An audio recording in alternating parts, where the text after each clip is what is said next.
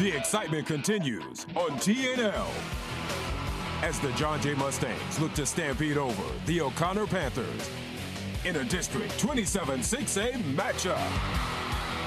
Both teams come in with a winning record, but only one will come out with a victory. Get ready. The battle for district starts here on Thursday Night Lights. Live from Ferris Stadium, it's Thursday Night Lights.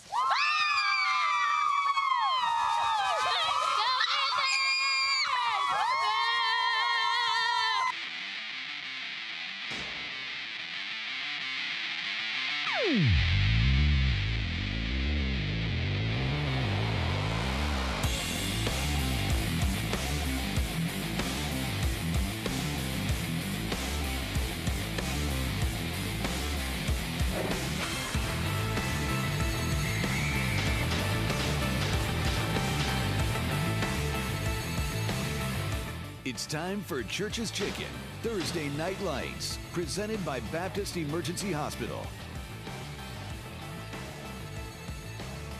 Welcome to Ferris Stadium, everybody. It's Church's Chicken, Thursday Night Lights.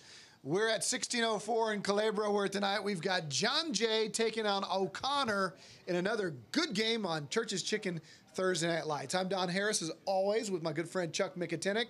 We'll have the call for you tonight. David Chancellor on the sidelines. Jay and O'Connor have been district foes for many years, and when we talk about these two teams going head-to-head, Jay, over the years, Chuck, have always had electric athletes. Sammy Morris, who played in the NFL, being one of those. But they've got a kid, Moses Reynolds, that's the real deal. Don, I'm really looking forward to this matchup tonight. Jay's offense against O'Connor's defense. You have the immovable object against the irresistible force. And Moses Reynolds, my goodness, it's like cartoon figures that this kid has put up through 3 games of the season. I mean, he's accounted for 19 total touchdowns, 12 on the ground, 7 through the air.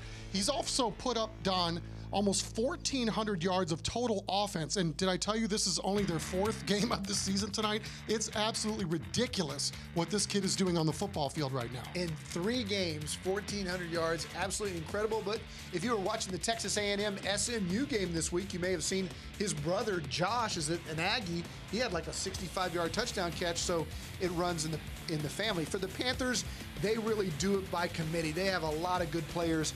But Darryl Godfrey, the guy that stands out, the guy that has some D1 offers already. No doubt about it, Don. I mean, and this is a young man that is playing really free safety now for just the 2nd year. And based on what he did last year as a junior, coming from the wide receiver position, has already gotten 12 offers from big-time schools, be it Big 12, Pac-12, Michigan State, UTSA, the list goes on and on. This kid's a special talent, but O'Connor's defense absolutely stacked on. They've got 7 kids coming back from last year's team. Last year's team was pretty good. These guys can play D, and if you don't believe me, just ask the Steel Knights. Yeah, they held Steel to 10 points in a 10-3 loss, but they have 2 very quality wins already against Reagan and Alamo Heights, so O'Connor is the real deal as well. Had some rain in the area. What's the weather going to be like for kickoff? Time for our Ewald Kubota Game Time weather and Alex Garcia. Well, Don, things are looking pretty good out here, at least temperature-wise. We're down to about 82 to 83. Not bad for a football start. The skies are partly cloudy. We are looking at a little rain, but it's about 90 miles south. The only thing we're going to be looking at with football problems tonight is the wind. Boy, it's out of their east at about 15, gusting to 20, so that may have a little bit of an impact on the passing. Otherwise, it's going to be a great night for football. All right, so we're going to have a great night for football. No rain. We're going to see some electric talent. And when we come back, we'll have the keys to the game for both teams. We've got that live from Ferris Stadium when we come back. Tonight's game in high definition is brought to you by Medler's Jewelry on Blanco, just outside Loop 410.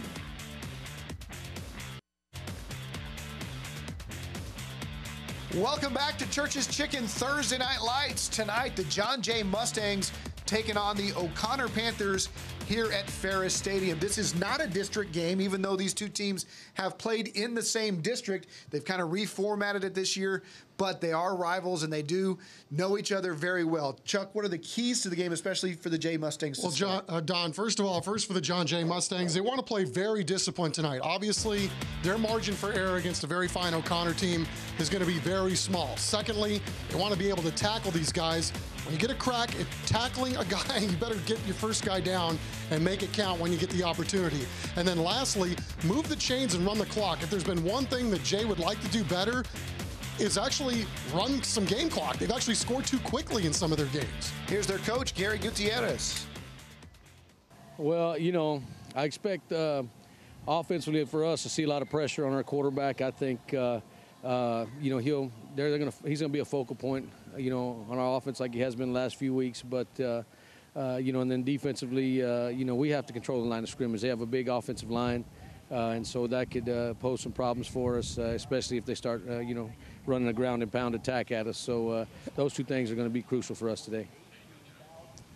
And now for the O'Connor Panthers, their three keys to tonight's game for David Molesky's bunch. First of all, they want to stop the big play. Not an easy thing to do when you're talking about the potency of the Jay offense. Secondly, they want to take care of the football. Don't want to get Jay's offense on the field too many times if they can avoid it. And lastly, also keep Jay's offense off the field by controlling the ball on your offense. Here's Coach David Molesky. Well, let me tell you what, the first thing is they're extremely athletic, and that's worrisome in itself. And then they're a football team that's well coached. They're going to force us to cover the entire football field. And the thing about it, you know, usually when you play somebody, you can cheat, you can gain an advantage here or there, but they have so many weapons. Great running back, great receivers, and then obviously their quarterback is the guy that's really runs the show, and they do a great job of getting the ball to a lot of people. So we're going to have our work cut out defensively. Hey, this is going to be a fun one. The Jay Mustangs and the O'Connor Panthers, great athletes on both sides of the ball. Don't miss it. Coming up, we've got our Dixie Flag National Anthem and the Ironclad Roofing Kickoff straight ahead.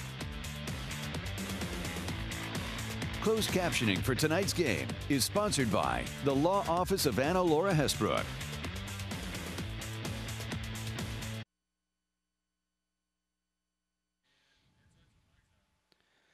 Welcome back to Ferris Stadium. We're ready to kick off Friday night or Thursday Night Lights. I'm ready for Friday Night Fever and Thursday Night Lights. We're going to do it right now. Let's turn it over to our public address announcer, Tom Kaluja. The color guard for tonight's game is the O'Connor 2082nd Air Force Junior Reserve Officer Training Corps.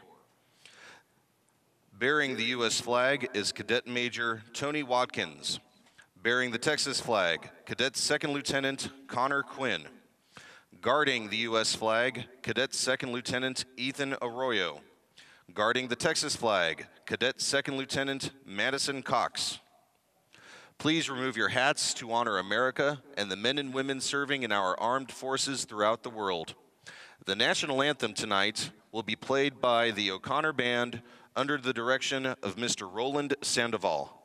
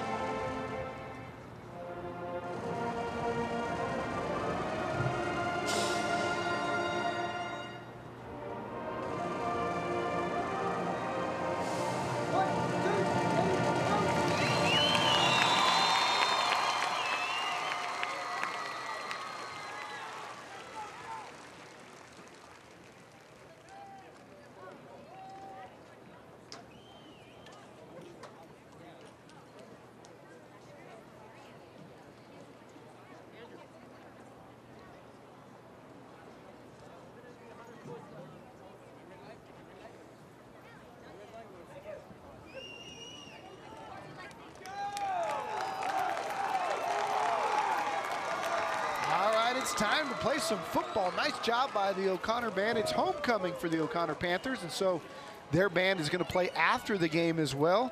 The officials running out onto the field. Let's tell you who those are. That's referee is Randy Wilson. The umpire is David Bally. The head linesman is Todd Helmer.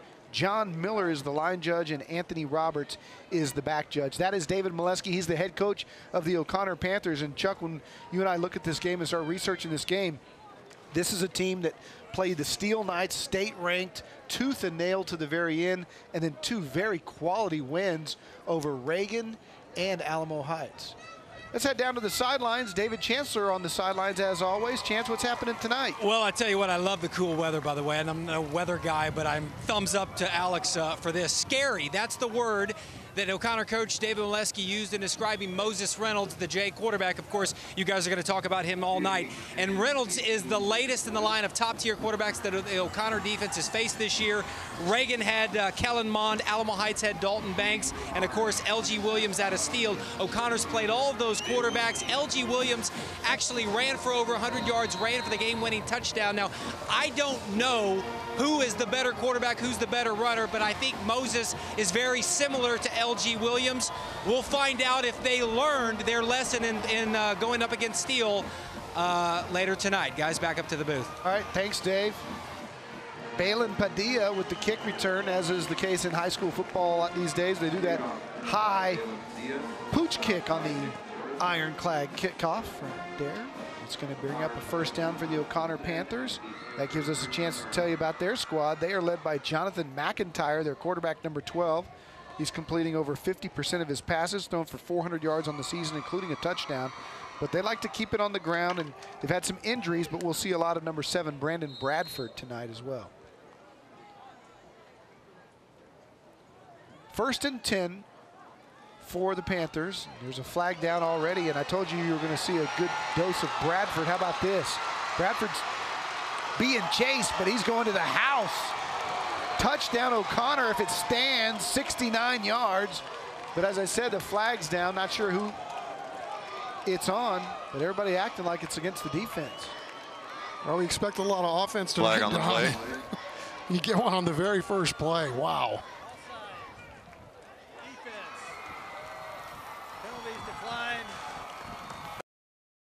69-yard touchdown, Brandon Bradford. How about that right off the bat? First play of the game, Brandon Bradford going deep. We're just going to talk about the fact that O'Connor's infinitely banged up, Don. They come into this ball game missing 5 starters, including their all-world running back, and they don't miss a beat, do they? I mean, they got numbers and they've got talent on top of talent at this school, and you just saw some of it right there. Yeah, Brandon Bradford on the season had carried the ball 23 times for a grand total of 53 yards, and he went 69 on that one carry, his 2nd touchdown of the year.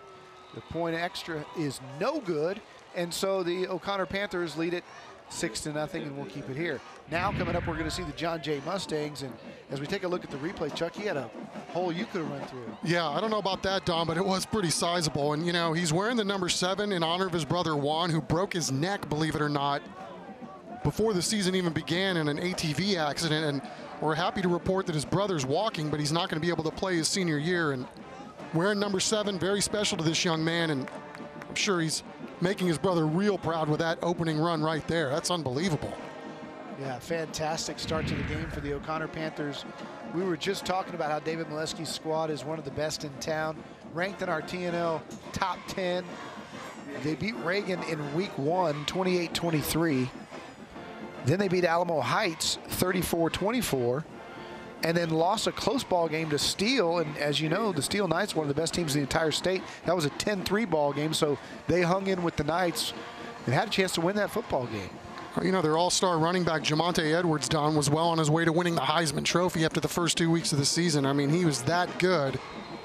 It's just really interesting to see a program like O'Connor. I mean, they've got talent, and they've got it up and down their sideline, and they've got, you know, it's next man up mentality. And, you know, maybe the backup isn't quite as good as the starter, but he's usually not that far behind. All right, so the John Jay Mustangs are going to get a chance on this ironclad kickoff. Trey Fontenot back there lets it bounce. And they're going to call the touchback. Fontenot's one of those special athletes for the Jay Mustangs, but right now you're going to see the most special athlete for the John Jay Mustangs. Kid we talked about in the pregame show, Moses Reynolds. His brother Josh, a wide receiver, star wide receiver now at Texas A&M after playing some JUCO ball. But Moses Reynolds has accounted, look at that. He's really accounted for 75% of their offense a week ago. He's got 19 touchdowns in 3 ball games combined between the passing and the rushing. Yeah, it's ridiculous. I mean, 14 yards a carry. He's got almost as many yards this year as a junior as he did all of last year as a sophomore. So you can see how he's kind of grown into the position, too, with a year experience. Reynolds keeps it on first down, and you could see right off the bat the O'Connor defense, and we heard it in the game plan, they are going to key on him for sure. Here's a look at the rest of that starting lineup. They like Matt Pena up front. Juan Ortega is the ball carrier, and you'll see him throw the ball a lot. Number 2, KMYS and Santos Huerta. Actually, number 2 is Daquan Sheridan, who is the star player on this receiving side. There's Ortega around the corner. Nice little gain there for him. Short of the first down, they'll bring up third down.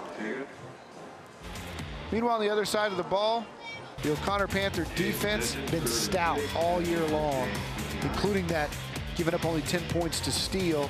Darryl Godfrey, we talked about the free safety, has over 12 offers at the Division I level. Third down and about 6. Reynolds tosses right at the first down marker, and good for a first down is Santos Huerta. His 11th catch of the year. He averages 10 yards a catch, and Chuck, that was about 10 yards. Yeah, and O'Connor doing exactly what they want to do, Don, early on in this ball game. Keep everything in front of you. Make Jay possess the ball and have a long drive if they're going to score. All right, so 1st and 10 for Moses Reynolds. Don Johnson first down as Reynolds runs option, keeps it himself, and dives ahead for about 5. And Chuck, he doesn't look like he's in a hurry, but he just long loping stride gets there. Yeah, he's gotten bigger, a little stronger from sophomore to junior year, as you might expect, and really has grown into the position, as we said, and he's infinitely more confident this year running this offense than he was a year ago. Jay running that college spread. Look to the sideline for the call. 2nd and 6. Reynolds fires on the slant, got a man, and that might go to the house. Nick Chapa to the 5, touchdown, John Jay. Anything you can do, we can do better. Boy, did he thread the needle on that one or what? 58 yards to Nick Chapa. I was looking at the first receiver, and bam, got a kid on a slant, and see you later. No, I just said try to keep everything in front of you, and then bam, they hit you with a quick strike like that. But this is what this offense has done all year long. Well, that was a good throw. I thought he missed the first guy, the inside guy. Instead, he threaded the needle to Chapa. Yeah, this is quite an athlete here. We're talking about a basketball player, a kid that runs track. I was talking to the Jay baseball coach before the game. Says he's trying to get him to play baseball too. And running a little swinging gate formation on the extra point, and the officials throw the flag there. They may have lined up on him. Offense lined up in the neutral zone. 5-yard penalty, retry.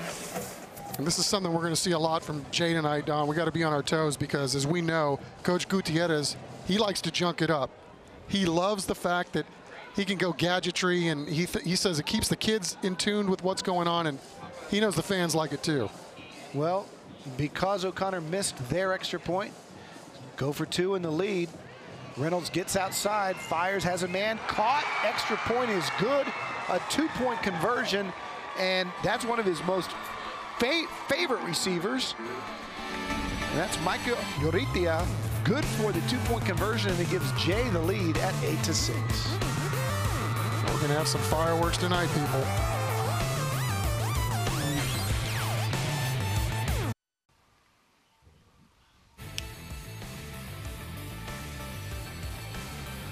Welcome back to Church's Chicken Thursday Night Lights.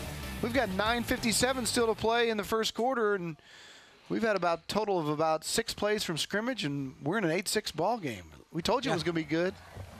John Jay, seeing is believing. I mean, you know, you look at their numbers through 3 games, and the fact that they're averaging on almost 60 points a ball game tells you that they have this quick strike ability, and they've done it week in and week out so far.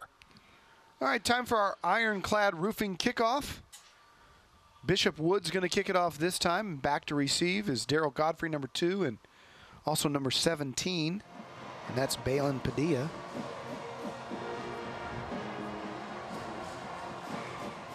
This one's deep over their heads and right at the 1-yard line.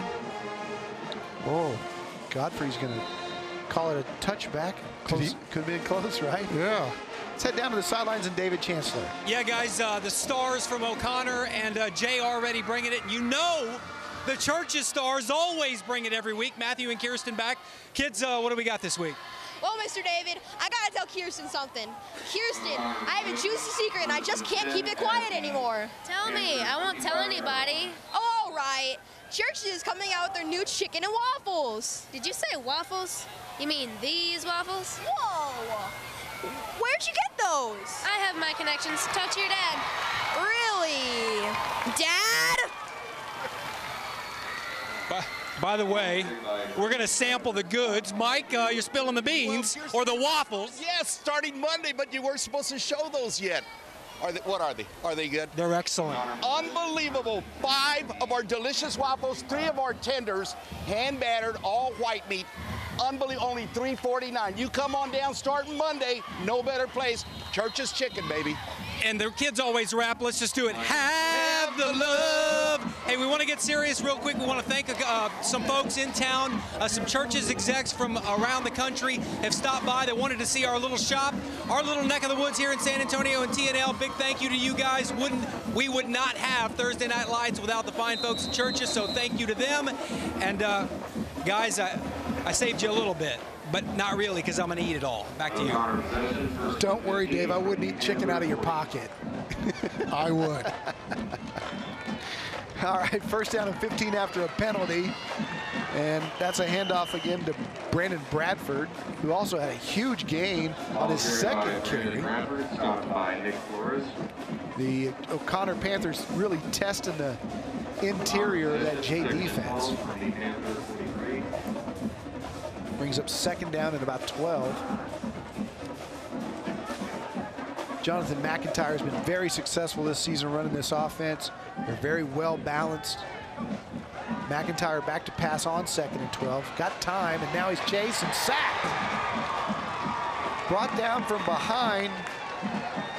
That was Vincent Uresti with the sack, and a great job of pursuit off the edge. Oh, indeed it was, Don. And you know, Jay was looking for a big stop on defense for a big play, and they came up with one. Here's a look at the O'Connor Panthers offense. Big Mark Palacios, the left tackle up there, one of the bell cows, along with Blake Noah.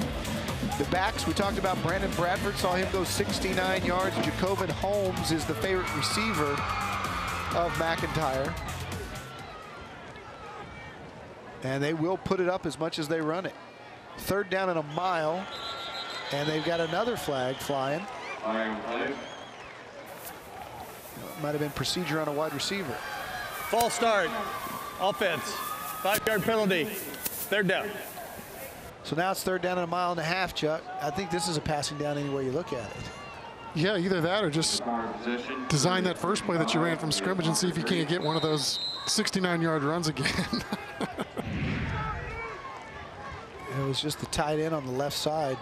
Just jumped right, half beat early. So McIntyre's going to roll right, throw right, short of the marker, incomplete. So the Jay defense holds, and the O'Connor Panthers are going to have to punt the football. Good stand by the JD. Of course, O'Connor kind of shot themselves in the foot at the same time. Yeah, and if you're John Jay, that's exactly what you're looking for. You know, you give up the big play on your first offensive series, and then you come back and make sure that they don't move the sticks once. Juan Ortega and Daytwan Sheridan are back to receive this punt.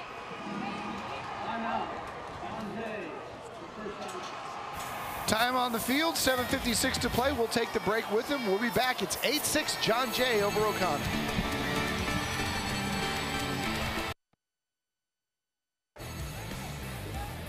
Welcome back to to Farrah Stadium. The O'Connor Panthers punting on 4th down and 25.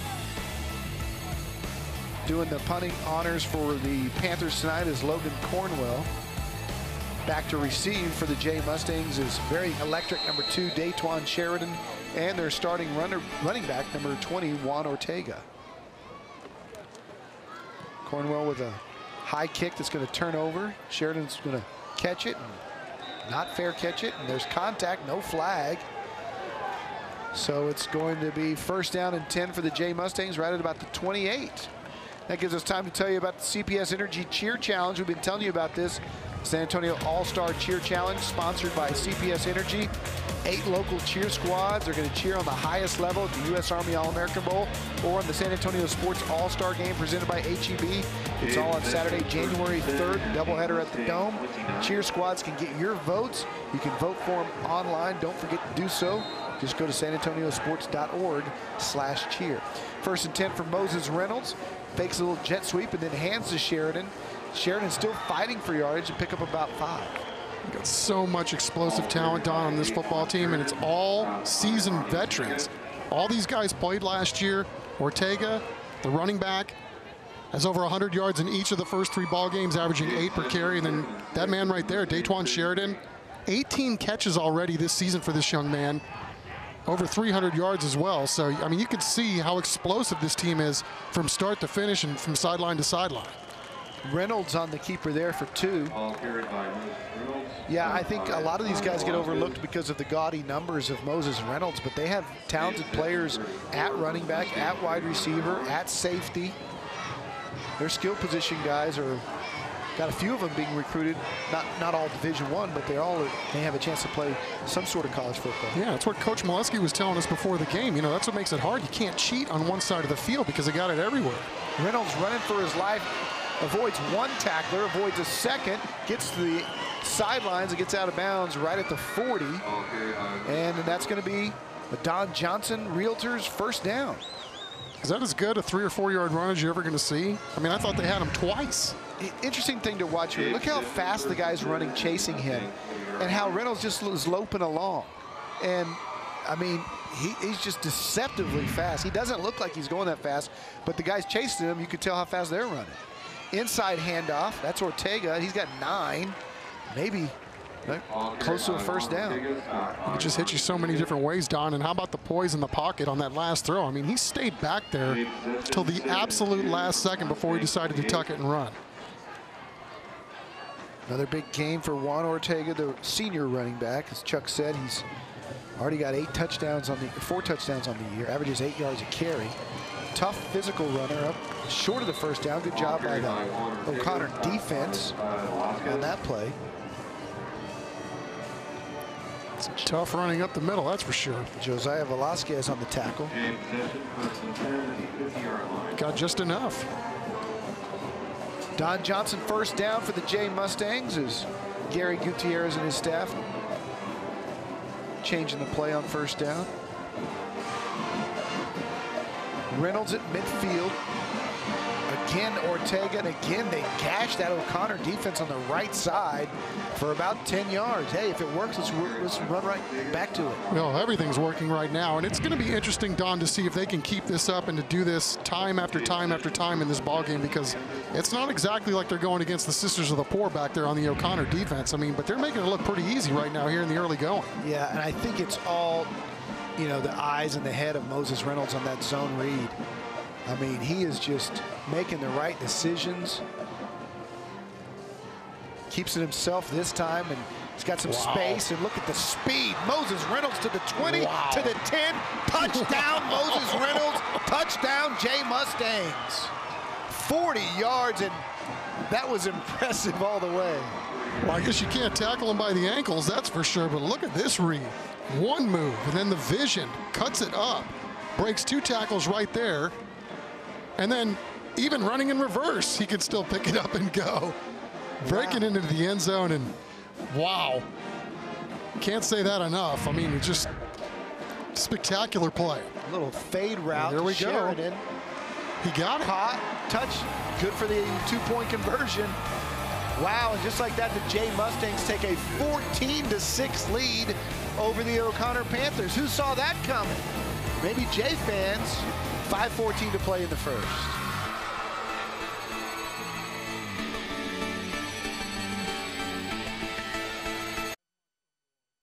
One of them. Welcome back to Ferris Stadium, where the John Jay Mustangs lead the O'Connor Panthers 16-6. Time for the UIW Smile Cam, and there's a lot to smile about for the Jay Mustangs.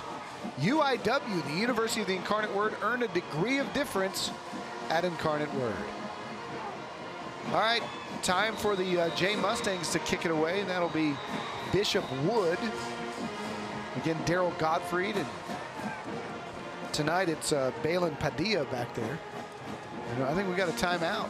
Yeah, you know, that's the thing. They will show you even different looks when they're kicking off the football. Let's head down to the sidelines. David Chancellor is going to let us know what's coming up at halftime. Yes, we are talking with Mr. Lozano from the John Jay Mustangs Fighting Marching Band, 165 members. Sir, welcome to Thursday Night Lights. What will you be performing for us tonight? Our show is called Masquerade. It's in 3 movements.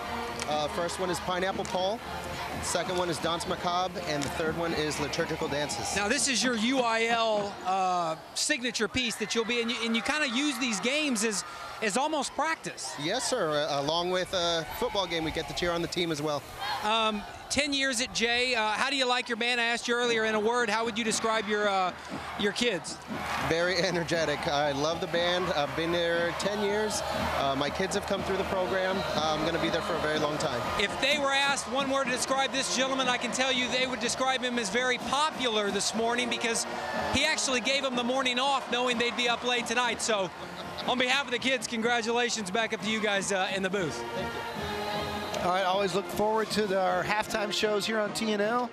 As you know by now, in our 6th season, it's not just about the football games. We like to showcase all the extracurriculars, the spirit groups, and the bands. And a lot of these bands have been so impressive, moving on from football games to the UIL competition. I know I sit here every Thursday night amazed at the talent level by these marching bands.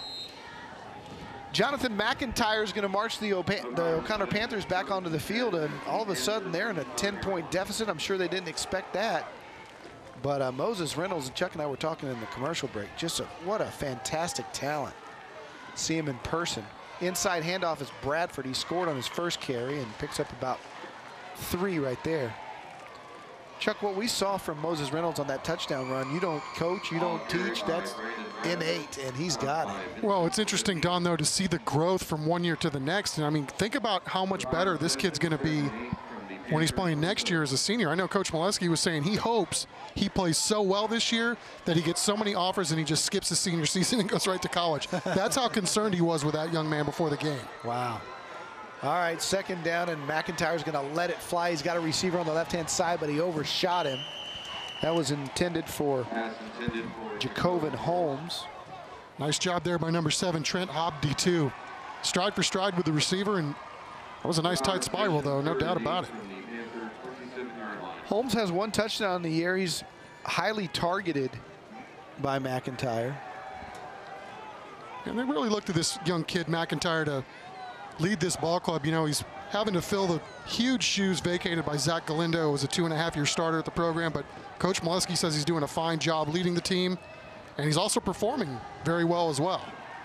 Inside handoff, that's Bradford. Bradford's got space. Takes 3 Mustangs to bring him down at about the 34. Still going to be about 1.5 yards or a yard short of the first down.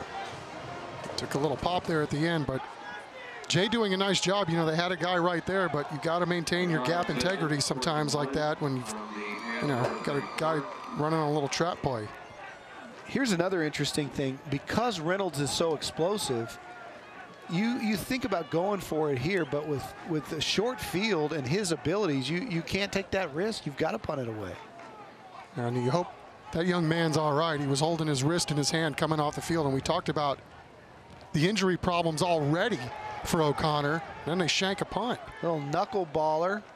Going to roll out of bounds at midfield, but a flag did fly. Let's see what that's all about. Punt was only 16 yards.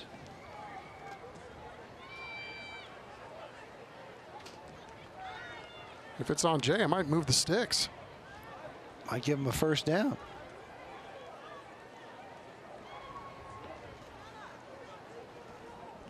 Here's Randy Wilson with the call.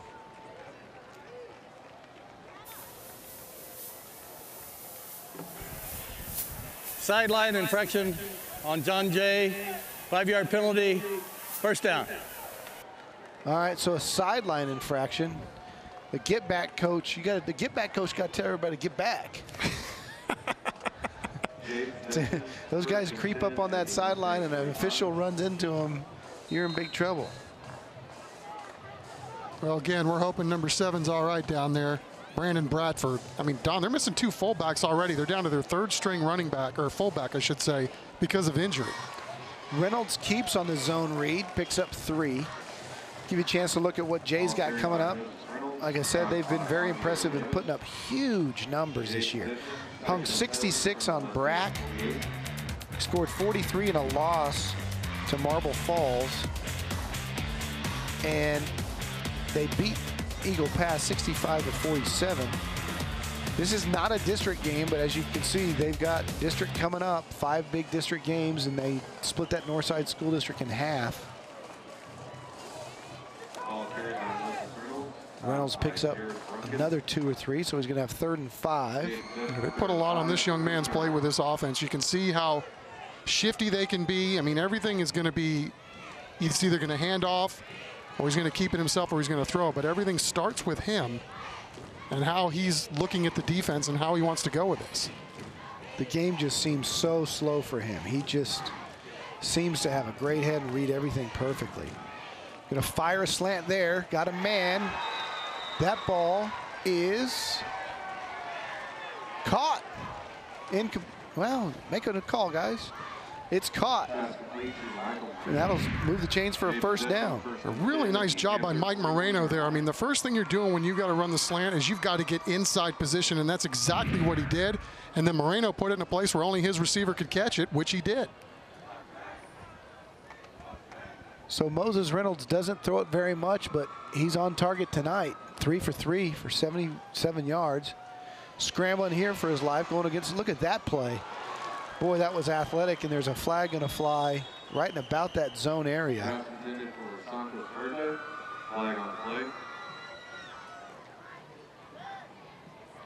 He's Russell Wilson-like. You know, he's an improviser, and he's just kind of, you know, unconventional, but he's a playmaker.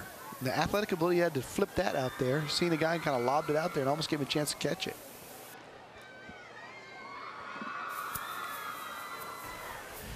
Ineligible receiver on the offense. Penalty is declined. Just had, with all that time, number 57 just kind of leaked out a little bit early. And still Reynolds with a nice athletic play to try to get him there. All right, so it's 2nd and 10.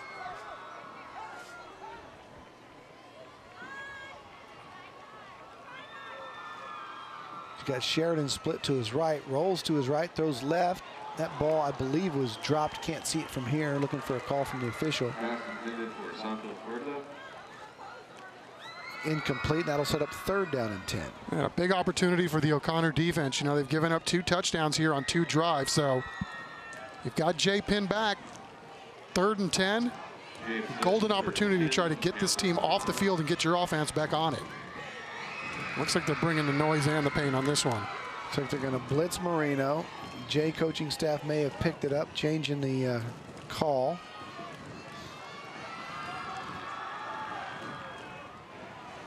Blitz comes.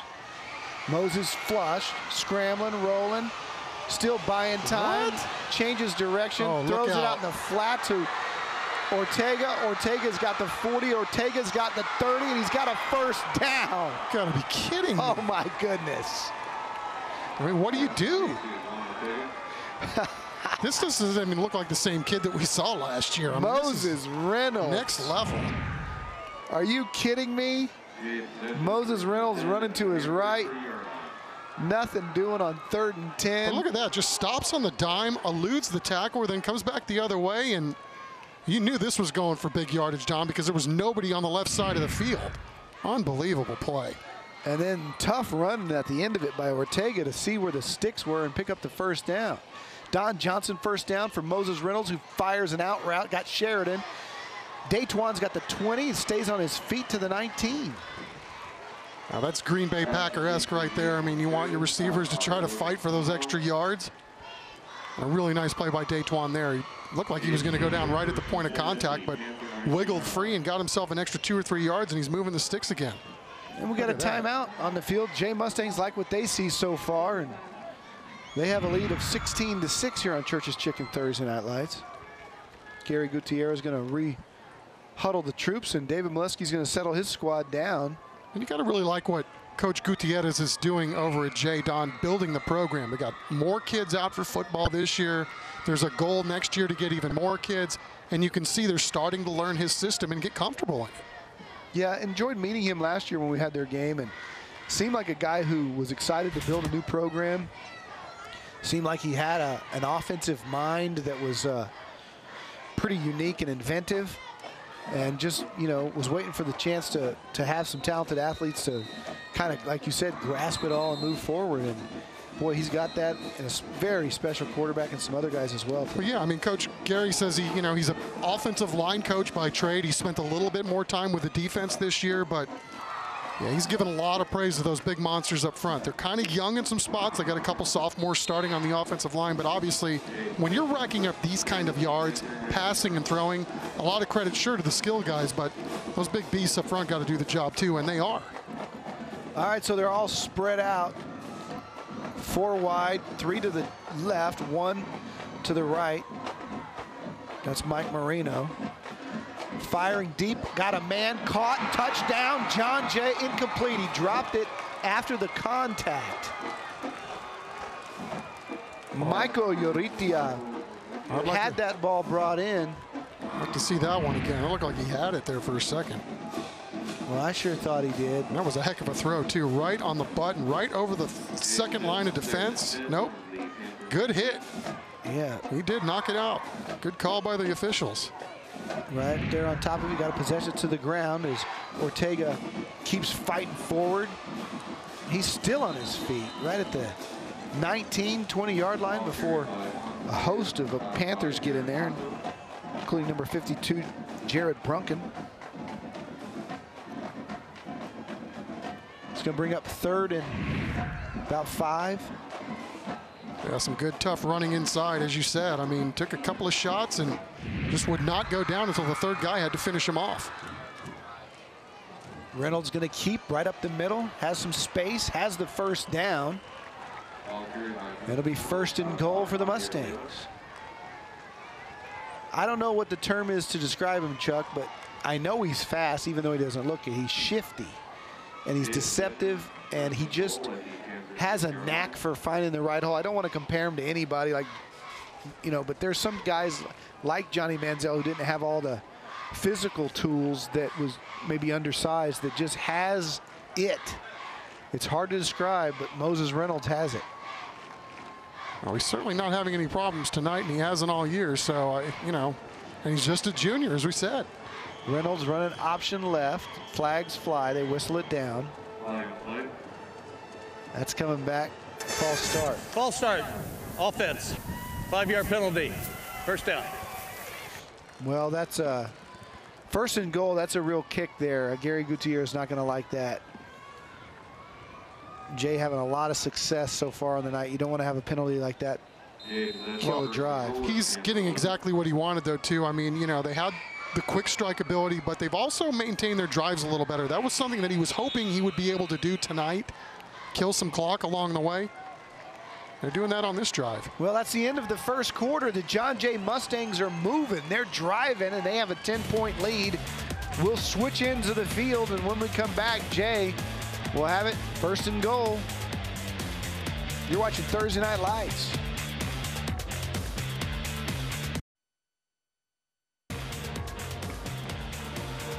Welcome back to Ferris Stadium. We're getting ready to start the 2nd quarter. Time for our JR's Plumbing 1st quarter highlights. And this was a ball game where really the O'Connor Panthers came out and hit Jay right in the mouth.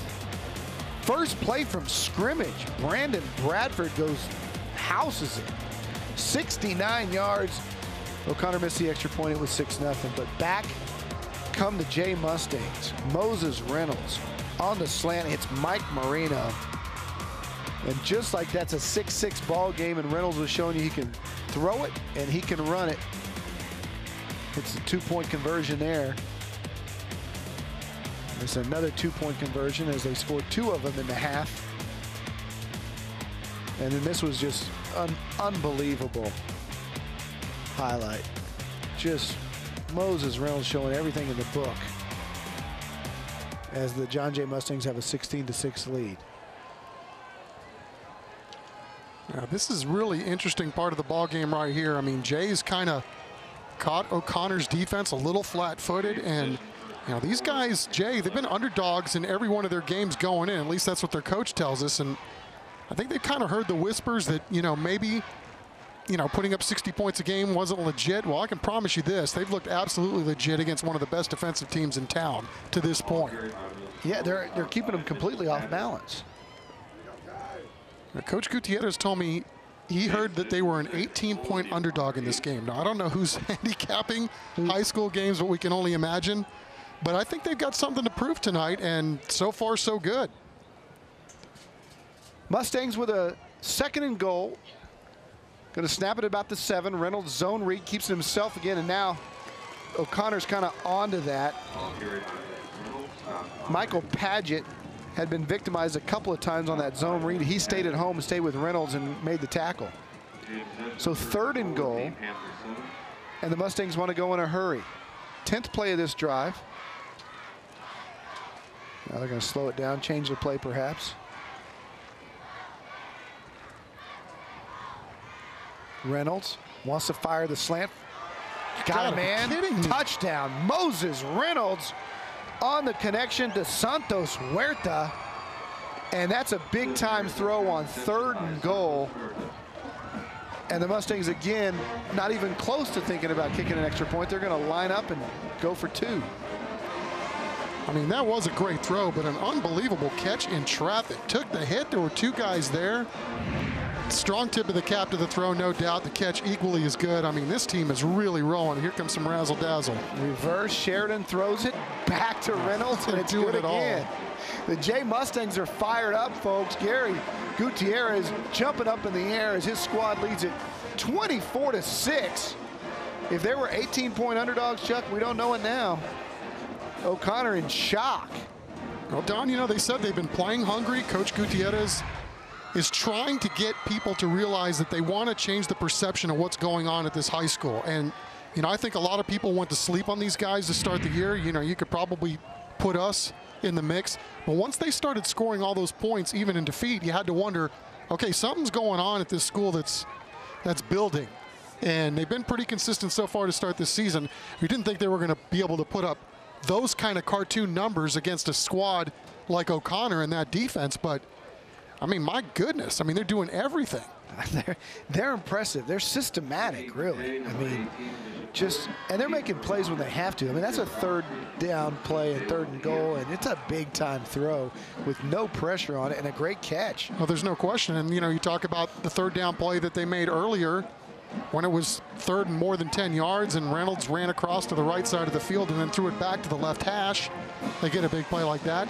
They're making some big plays when they need to, and I'll tell you what, it's been a lot of fun to watch. So the Mustangs will kick it off. Bishop Wood again to Daryl Godfrey. That one's dangerously close to the sideline. Padilla takes it there, and he's drilled right at the 20-yard line. David Molesky's got his hands full with the O'Connor Panthers right now. I do not think they saw this coming, and they're going to see how they answer the bell. Well, you know, he wasn't sugarcoating things during the week. I mean, I think he knew that he was going to have his hands full looking at the tape of these guys. And, you know, I think they thought they would probably be able to control the line of scrimmage a little bit more on offense. But, you know, you got to give Jay's defense a lot of credit, too. I mean, they have gotten off the field. Yeah, it's 24-6. And, you know, they gave up that one big play on the first drive of the game. But they've stoned them ever since. Yeah, I think we all said, you know, they're putting up big numbers. They look good on tape. But if you look at Jay, they beat Brack, and they played Marble Falls, and they beat Eagle Pass. And so, in the meantime, O'Connor's gone head-to-head with Steele, Reagan, and Alamo Heights. And so I think maybe not the coaching staff, but we certainly thought, okay, Jay's impressive, but can they be impressive against an O'Connor? And the level of competition ramp, this is not Eagle Pass. No, I couldn't agree more, but I think you're right. But I think, you know, there's some things too. I mean, if you're O'Connor's defense, you're seeing some things from an offense that you don't normally see. Yeah, that's true. Going to run Bradford to the right-hand side. Jay, linebacker, coming up to make the tackle, had it read every step of the way. That was Caleb Coleman Lee, and he played that one perfectly. Let's head down to the sidelines and David Chancellor. Yeah, it may not seem like there's much to cheer about for O'Connor, but the band is going to take the field at halftime. They are one of the largest bands in San Antonio. Roland Sandoval, their band director, joins us. Sir, just tell me what it's like for your band and your members to be on Thursday Night Lights again. Well, it's always a great honor to come out and represent our community. You know, we have such great parent support. We have great parent support in the stands tonight, and our kids work really hard to have an opportunity to perform in the public side like this. It's just a great opportunity that we're always thankful for every year. I always like checking the pulse, finding out how many, you know, band members the actual band does every Thursday, and you said you have about 340, which is by far and away the largest we've had on TNL. Challenges, pluses, minuses to having so many people. Well, just like any team effort, you know, the numbers really help support great depth. And we have great student leadership. We have fantastic parents that support the kids in every possible way.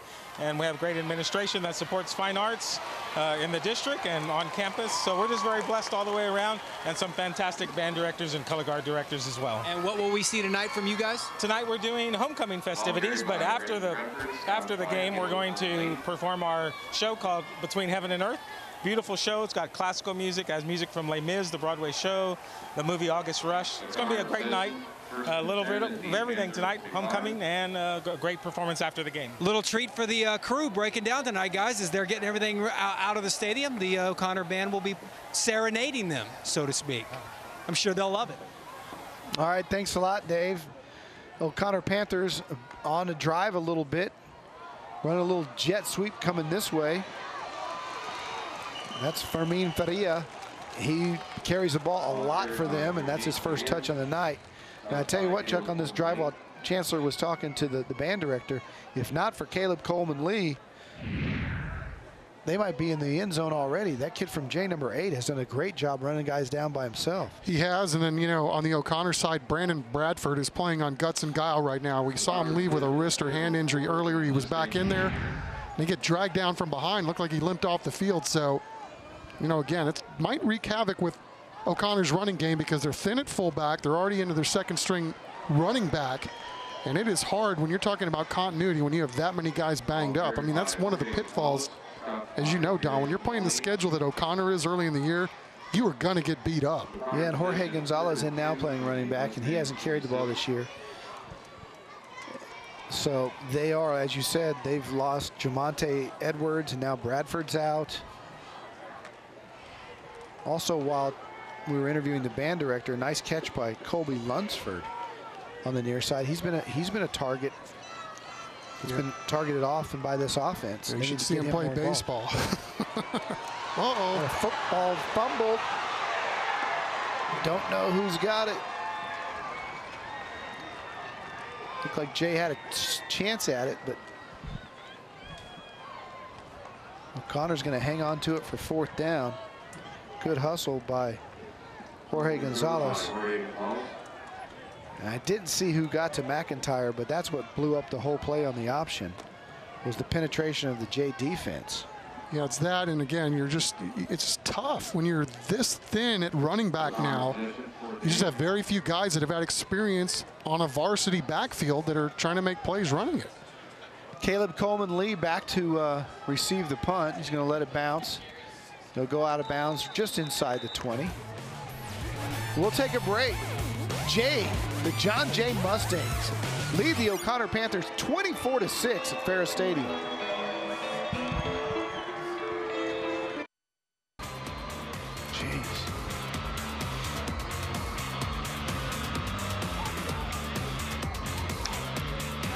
Welcome back to Church's Chicken Thursday Night Lights. Don Harris along with Chuck McAtenick, David Chancellor down on the sidelines, Mark Lieberman, our statistician extraordinaire, in the booth as well.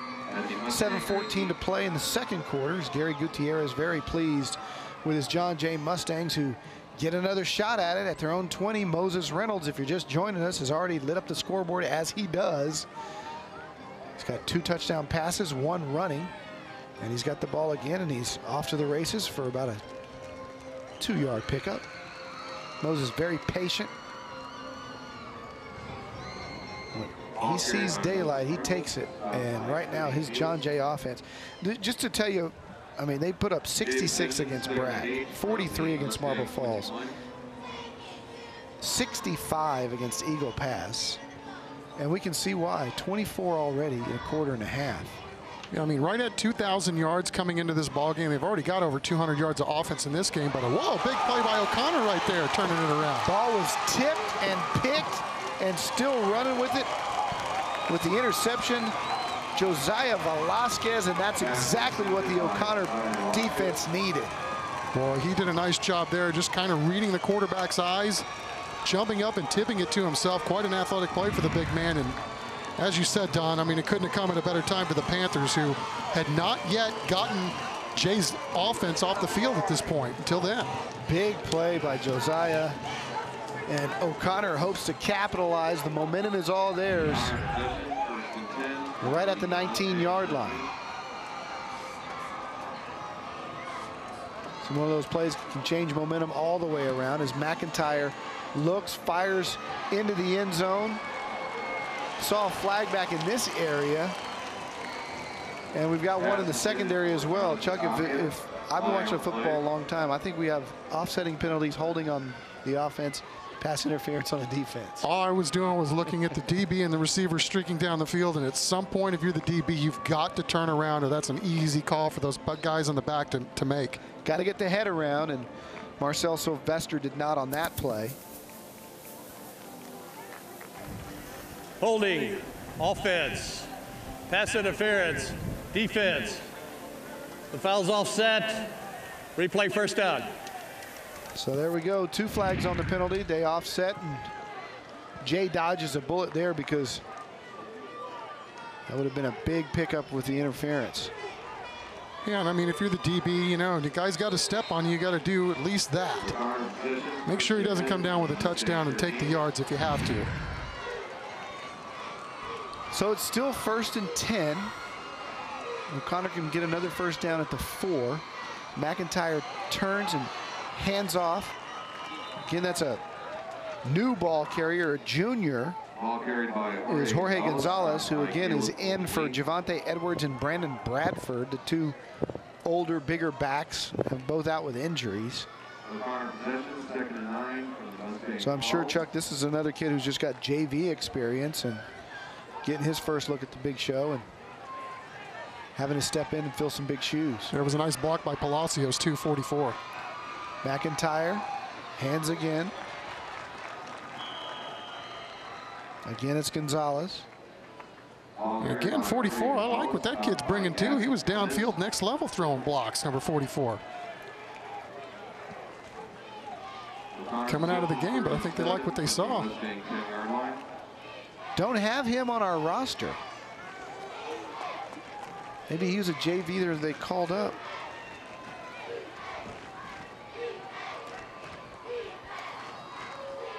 Third down.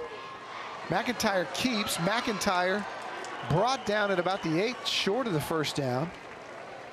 Interesting call here. Yeah, a great move by McIntyre initially, but it just speaks to the pursuit of the John Jay defense at this point. First guy misses, but the second and third guys do not. And they are forcing a 4th down, but can't blame O'Connor if they're going to kick a field goal, but I guess they figure 3 points better than nothing right now. And you can't win the ball game right here, but you certainly can lose it. So anything that you can get to kind of cut into this lead, you got to have something to build on. Hunter Brun Herrera with the kick. It's up, it's good, and the Panthers add to their point total. That puts it at Jay 24, O'Connor 9. We've got 4:35 to play in the first half on Church's Chicken Thursday Night Lights.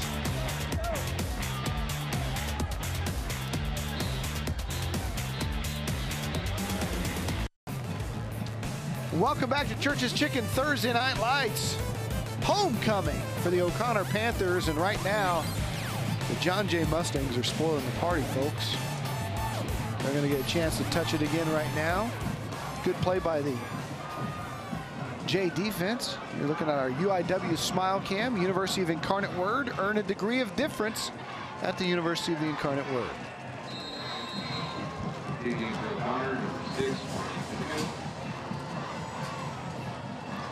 Ronaldo Zuniga is going to kick it off for the Panthers. Trey Fontenot, really want to see him actually be able to field a kick, Chuck, because we've heard he's quite an athlete. But he's going to let that one be kicked right out of the back of the end zone. You don't see that a lot in high school football. What a leg by Ronaldo Zuniga. Let's go down to the sidelines and David Chancellor. Chance? Guys, we're going to class it up a little bit. We've got the lovely and talented Alana Sarabia from the CW crew. Alana, what's going on? Hey, thank you for that. Keeping it classy all the time. We have a lot happening with the CW crew that I want to tell you about, Chancellor. First off, I need everybody to sign up because I want you to have access to all this great stuff. I made a sign for you. All you have to do is text CW crew to 45203. Simple. People like signs. Yes. And so this is why you want to sign up. There's a lot going on this weekend with the Alamo City Comic-Con. The CW crew, we're all going to be out there. You have a chance to win an iPad Mini, iPad Mini, that's right. Yeah. If you go out and sign up to be a part of the CW crew.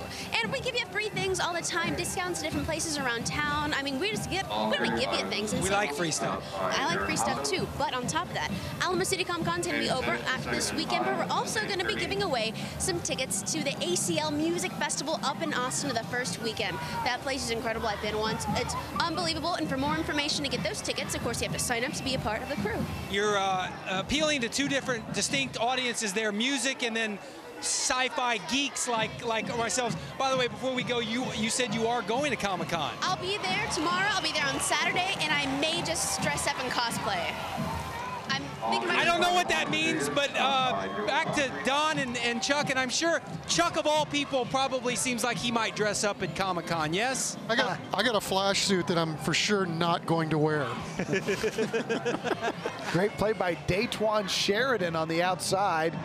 Sets up a 3rd and 4 for the John Jay Mustangs.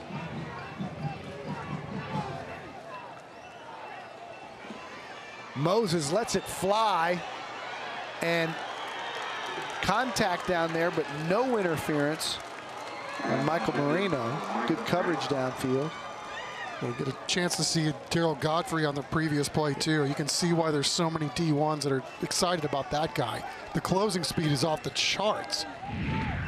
Yeah, Godfrey was amazing on that play. I called him Sheridan. Both teams have great number 2s on their Yes, rosters. they do. See the patience right there by the Jacobin Holmes, who did just enough not to get a flag. And we've got a flag here. Substitution infraction, 12 men on the field, offense, 5-yard penalty, still 4th down.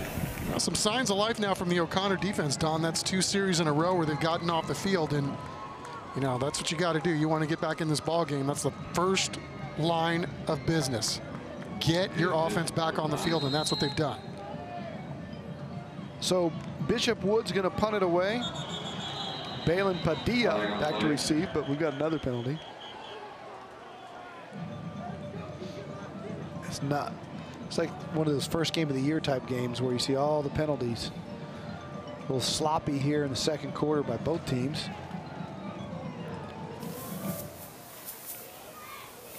And they're going to get that 5 yards right back. Encroachment on the defense.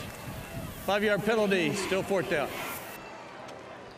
Yeah, I mean, both teams causing problems for the other too. I mean, if you're Jay, you're looking at the size of O'Connor, and then if you're O'Connor, all the gadgetry and all the different looks that Jay likes to give you.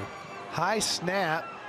Bishop Wood does a great job of not only catching it, but getting a kick away that goes all the way down to the 31-yard line. Yeah, that was pretty impressive. And that's where the O'Connor Panthers will take over.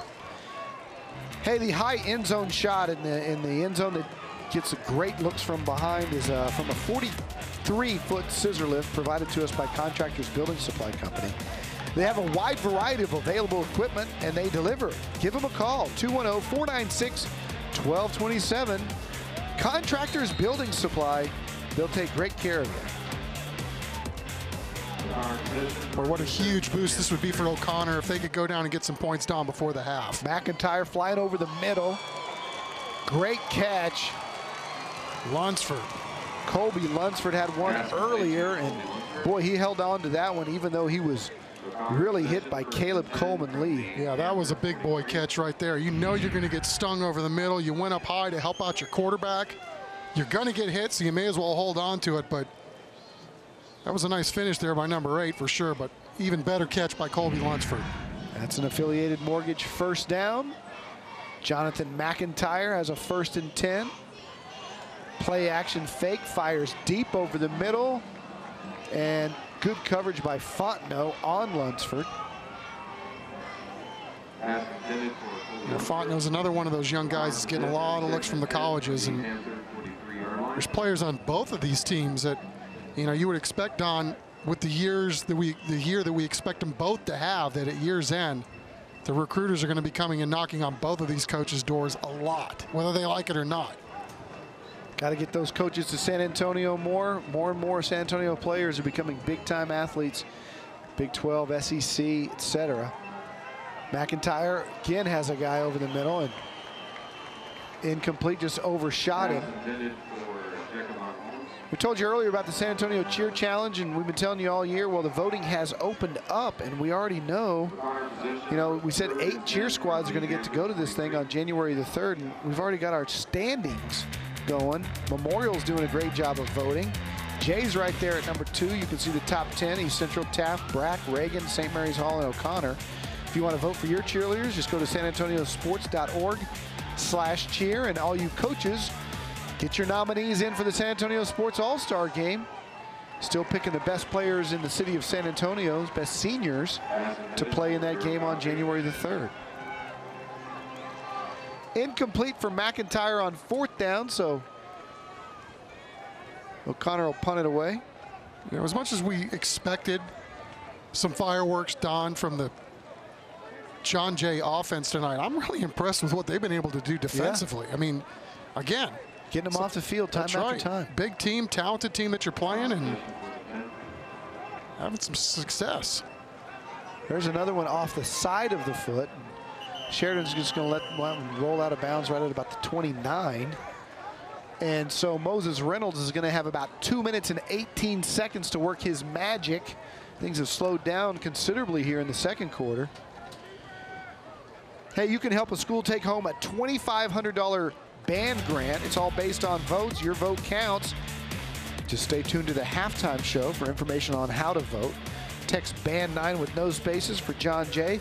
Not going to see O'Connor's band tonight at halftime because of homecoming, but you want to vote for him, text band 10 to 45203.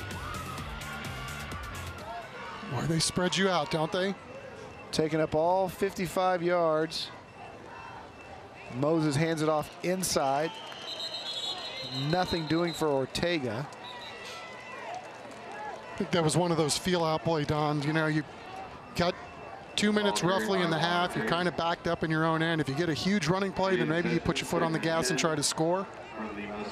We'll see if they up the tempo here a little bit and maybe take some shots down the field if they're going to play it safe. And the Panthers have done a much better job reading that zone read, playing it assignment football since they kind of figured it out a little bit since the first quarter.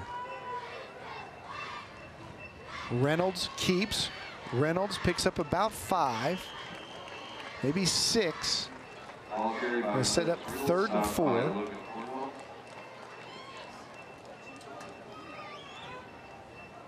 And if I was Gary Gutierrez, I'd just keep it in his hands. I mean, the kid's just working magic. You just want to make sure that if you have to punt the ball, that there's no time left on the clock. So if you pick up the first down here, then maybe you can get a little bit more conservative, start calling timeouts. But the last thing you want to do is give O'Connor a chance to score. It's already been a terrific first half for your bunch.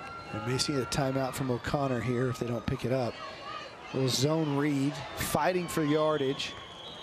Is number 5, Michael Urrutia. He's short of the first down, but he also ran out of bounds, which stops the clock. That's going to bring up 4th down and about 3. And Gutierrez is going to be very content to punt it away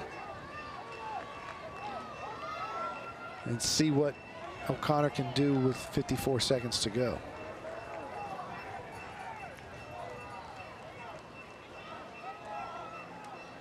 Bishop Wood running out, trying to snap this before the play clock expires. He's got 6 to kick it. And we may have had movement on the up front or a timeout. I think Jay called a timeout. Timeout. John Jay, 2nd timeout.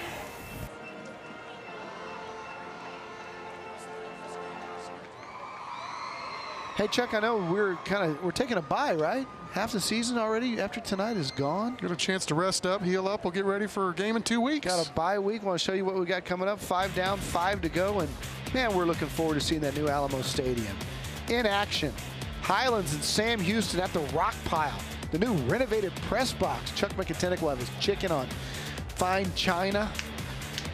Okay, we're going there 2 weeks in a row. We got McCullum and Brack the following week and Marshall Holmes.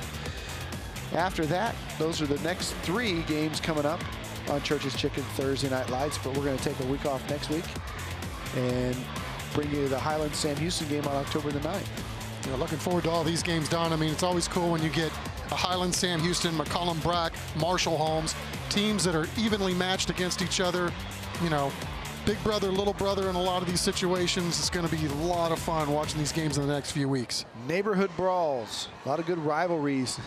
Second half of the season. Bishop Wood lines up to punt it away. Balin Padilla turning punts tonight. Wood punches that one to about the 30. Padilla picks it up, takes a couple of hits, and he'll be brought down right there. Good punt coverage, too. It's not like the punt was all that high, but they had 4 or 5 guys down around the carrier. Yeah, I've been impressed with Bishop Wood tonight. All right, so let's see what Jonathan McIntyre and company can do with it. He's got 41 seconds to work with. He's got 1 timeout. Does Coach David Molesky. David Molesky, one of those guys about my age. He played on that D.W. Rutledge and Frank Arnold coach state championship team.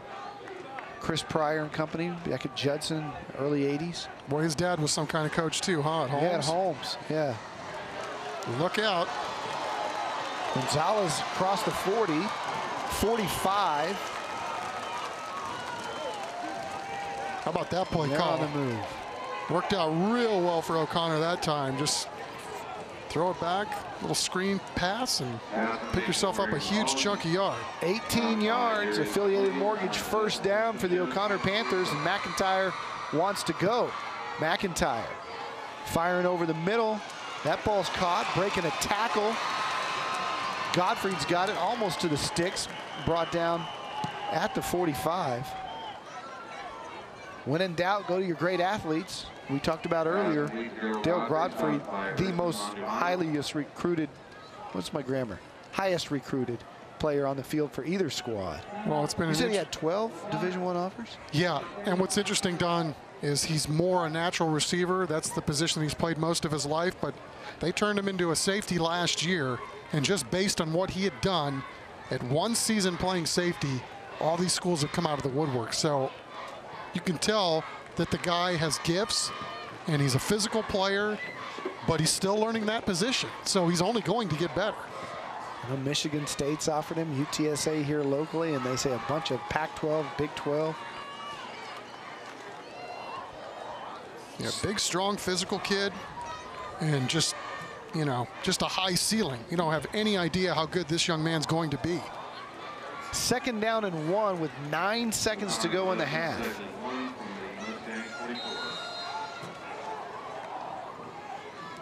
McIntyre wants it all.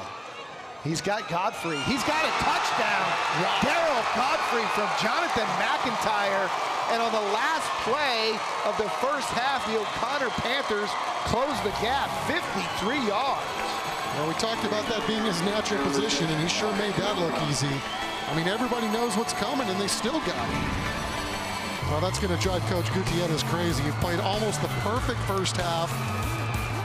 What a nice ball there, and good separation, 2-on-2. Those are two high-quality athletes going mano-a-mano, and a great job by McIntyre to look the safety off on the left-hand side and then fire that deep post to the right-hand receiver. And now a chance to make it a one-possession game. Who'd have thought that?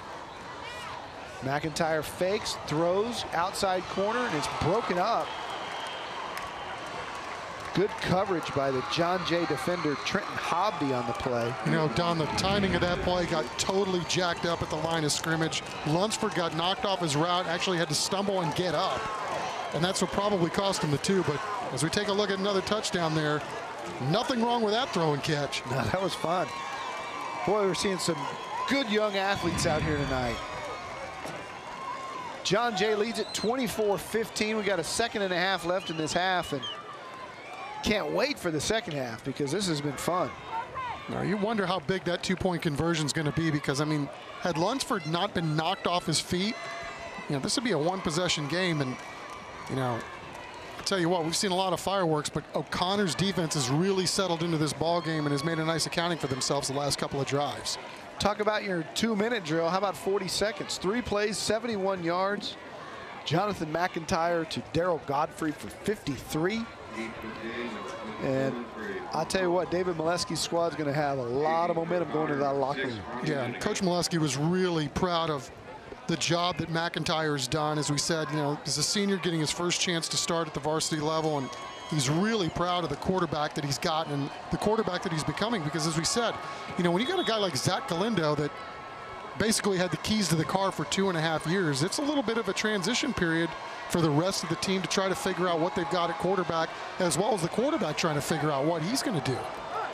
Well, whatever he's doing to figure it out, he's doing a nice job. Yeah, that was a nice strike.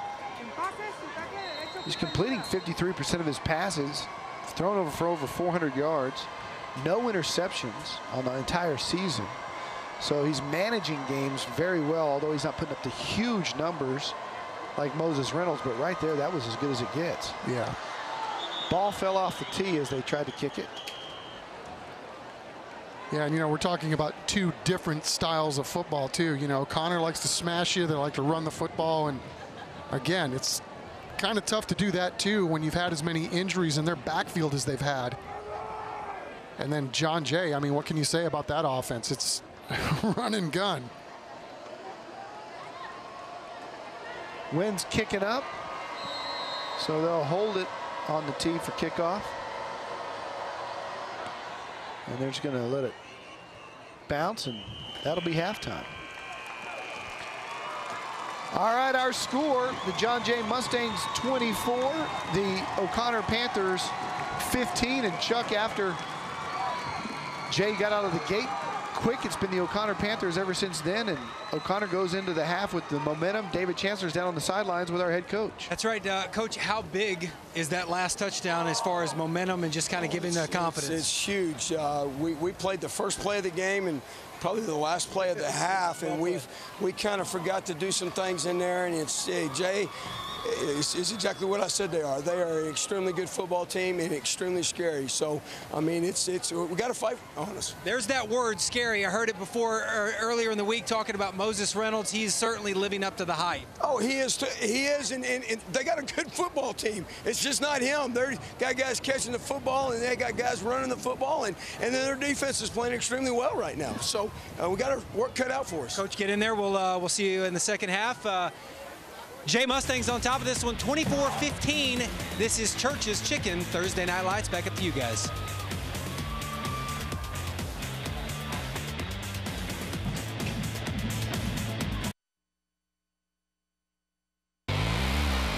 Welcome to the Bauman Automotive Halftime Show.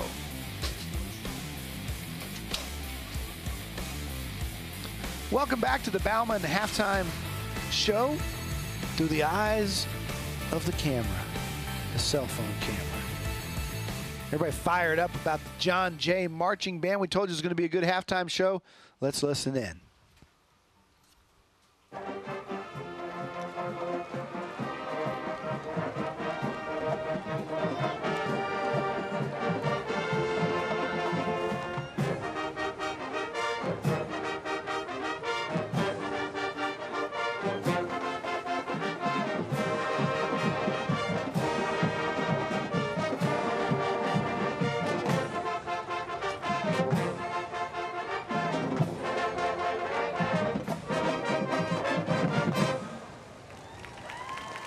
Ladies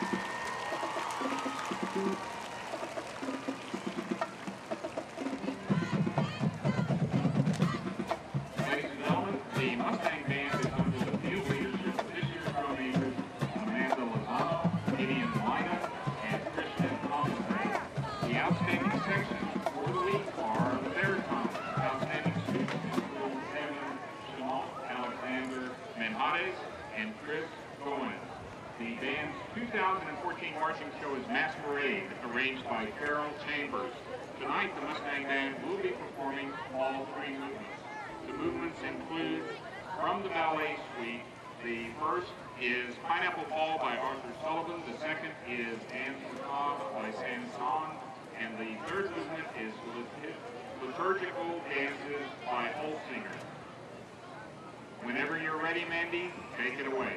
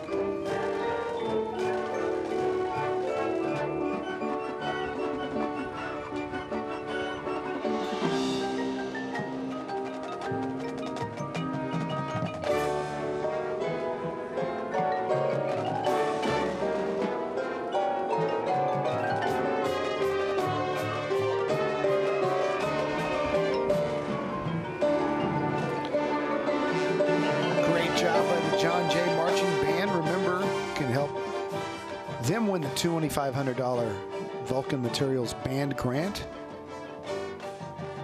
If you want to vote for the John Jay Mustangs, just text Band 9 with no spaces to 45203.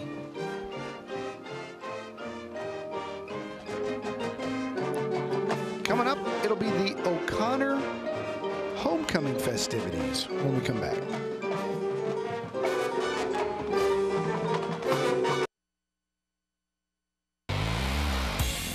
Welcome back to the Bauman Automotive Halftime Show.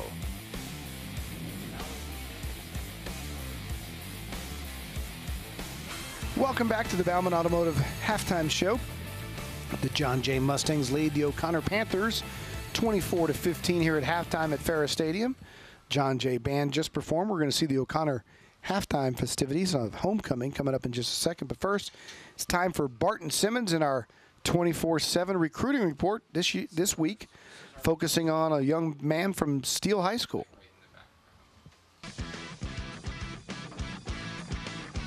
This is Barton Simmons from 24/7 Sports, and I'm here with your 24/7 Sports recruiting spotlight. Tonight, we're talking about Mark Jackson.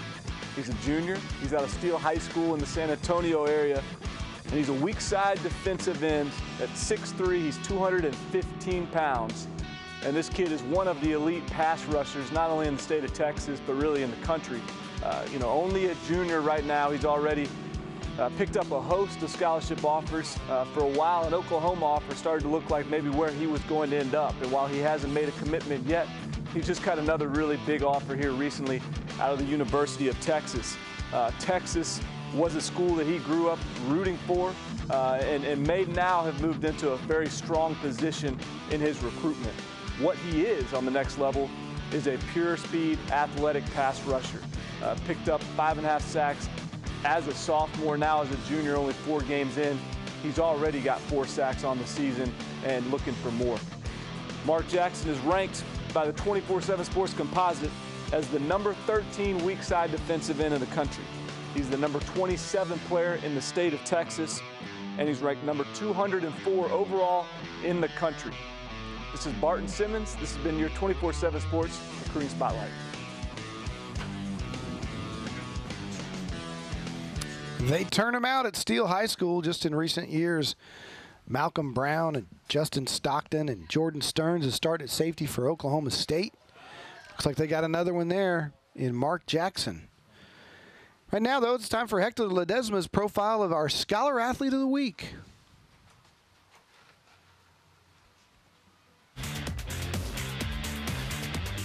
Jay's Brandon Martinez and O'Connor's Nick Dennis both love math and both look forward to helping others. For example, for Brandon, it's tough to top the chance to coach kiddos at his old grade school. A lot of them aren't athletic. They haven't been exposed to sports a lot. So it's like really their first chance to get out there and play a sport and be able to coach them. It's really great. And making sure that someone else benefited from maybe what I was able to help them with, and whether that means if it was a block that made a big play, or if I helped them make a decision or helped them lead a decision that helped them throughout their day or through their week, that's what is important to me. A member of Mu Alpha Theta, the National Honor Society, and the Spanish Honor Society, Nick Dennis carries a GPA of 95. The O'Connor fullback plans to study business and finance, hopefully at Alabama, and counts his role within the Fellowship of Christian Athletes as his most important affiliation. I really enjoyed it. I became a leader last year after being I kind of followed behind some of our seniors we had last year that were there. And it was a really, really cool experience to watch them and the things that they could do. And now this year, I really feel like I've taken a big part in trying to help out with that and really help lead people in what they need to do. Brandon Martinez, whose GPA is 96, plans to become an engineer. UT is his first choice. A linebacker, it was tough for him to answer which means more, getting that big hit or acing an AP test. You got me, man. That's a hard one. That one's tough. No wrong. Man, I'd probably go for the acing the AP test because that's something that's going to help me out in the long run for a good time, for a long while. But that big hit, it's a close second. On behalf of San Antonio Sports, board member Bob Raymond was proud to recognize Nick and Brandon as this week's San Antonio Sports Scholar Athletes. It makes me feel good that the coaches, think that of me. It's humbling to maybe realize that hard work I've put forward has helped out a lot. My dad played football, so it's something I always wanted to do. And then my mom has always been big on being a good student. So being able to combine both and make both my parents happy, it's a good accomplishment.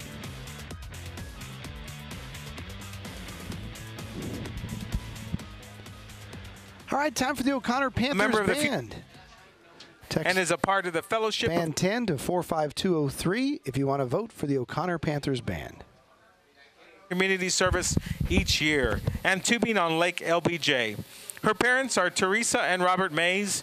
Nicholas is a member of the student council, the OHS soccer team, and plays club soccer. He enjoys computer science and spending time with family and friends.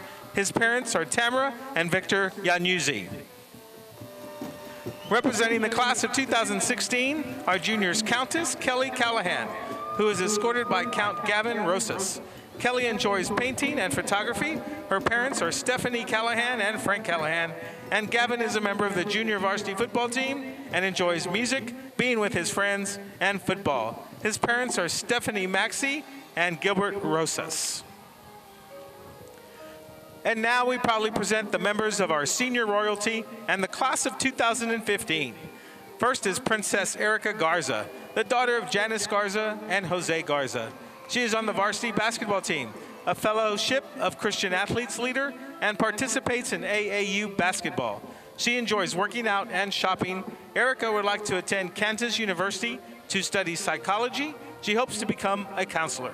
Erica is escorted by Prince Matt Bada. Matt is on the varsity football team and a member of the Fellowship of Christian Athletes. He enjoys sports, especially basketball and football. He hopes to study sports medicine at Texas State University. Matthew wants to become a football coach, and his parents are Karen, Michelle Bada, and Jose Bada Jr. Next is Princess Ashley Brown, daughter of Tricia and Keith Brown. She is a member of the National Honor Society and participates in many community service opportunities. Ashley enjoys crafts, drawing, and spending time with friends and family, and she hopes to attend Texas Tech University and study education. Ashley wants to become a teacher. Ashley is escorted by Prince Tanner Maris, whose parents are Linda Maris and Tom Maris. Tanner is a member of the O'Connor High School Band Drumline, senior class president, and founder and president of the Ultimate Frisbee Club.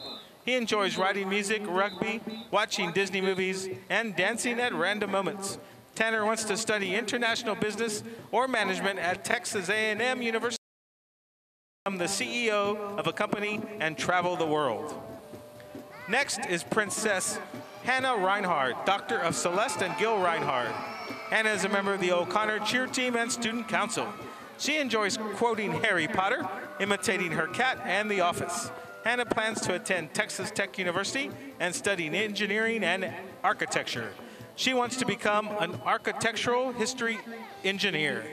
Hannah is escorted by Prince Clay Roberts, son of Laura and Charles Roberts. He is student council treasurer, a member of the National Honor Society, and participates in Young Life. Clay enjoys working out, running, and increasing school spirit. He wants to study mechanical engineering at the University of Texas at Austin. Clay wants a career in the oil industry. And finally, we introduce Princess Emily Jewell, daughter of Julie Jewell and Michael Jewell. Emily is a member of the Future Farmers of America and participates in theater arts. She enjoys fashion, cosmetology, and acting. Emily plans to attend the Avita Institute and study cosmetology. She wants to be a hair and makeup artist. Emily is escorted by Prince Oliver Urbina, whose parents are Delia and Oliver Urbina Sr. Oliver is a volunteer firefighter and enjoys flow, wake, and bodyboarding. Oliver plans to study fire science at San Antonio College. He wants to become a firefighter paramedic for the fire department. Last year's homecoming queen and king are not able to be with us tonight because of college commitments. Kendall York and Trey Guajardo both attend the University of North Texas in Denton. Kendall is majoring in biology and Trey is majoring in mathematics. And now, the moment we have all been waiting for, the 2014 homecoming queen and king of Sandra Day O'Connor High School are Erica Garza and Matt Bada.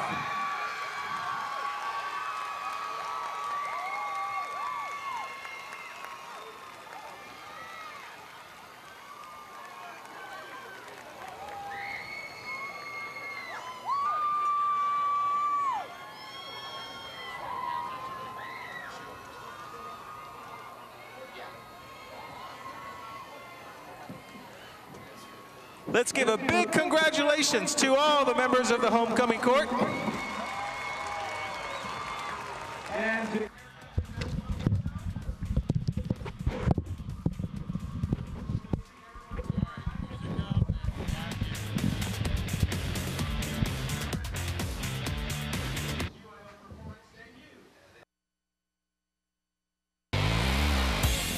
Welcome back to the Bauman Automotive Halftime Show.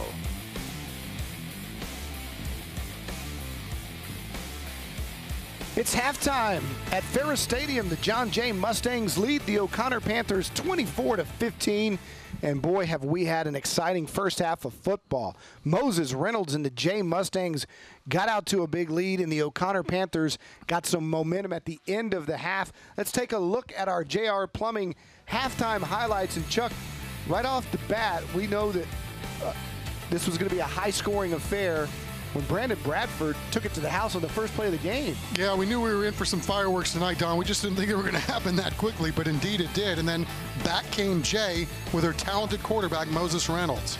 Yeah, he hit Mike Moreno on this touchdown, threw a couple of touchdown passes, ran for another. We saw his speed, his skill, his ability to hit the hole and shake off tacklers.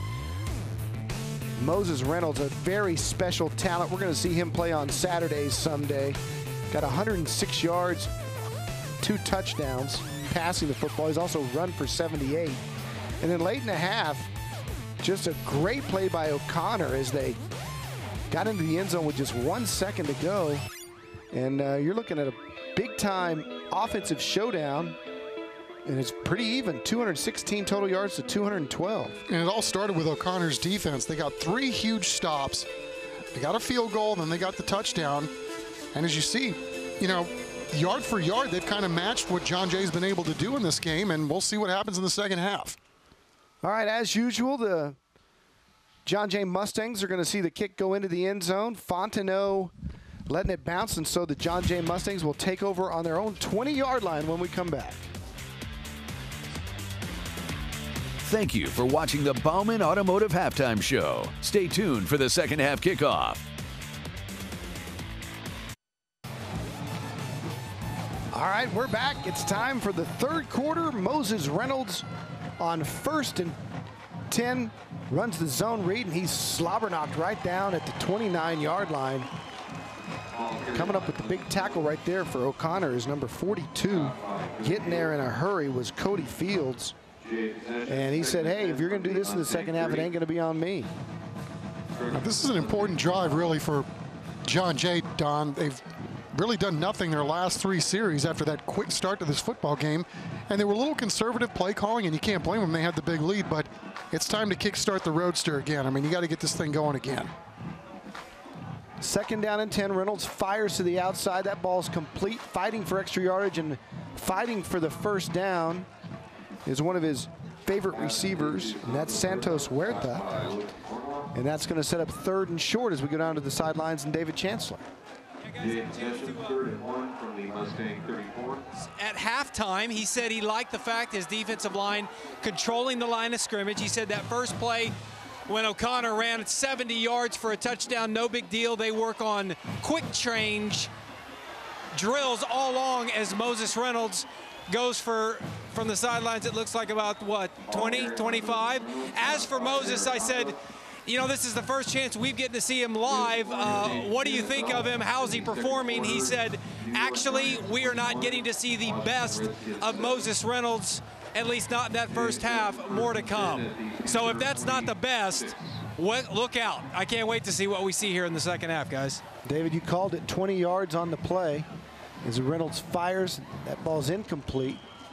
Looking for Huerta again. That's one of the things Coach Gutierrez told us this week, Don.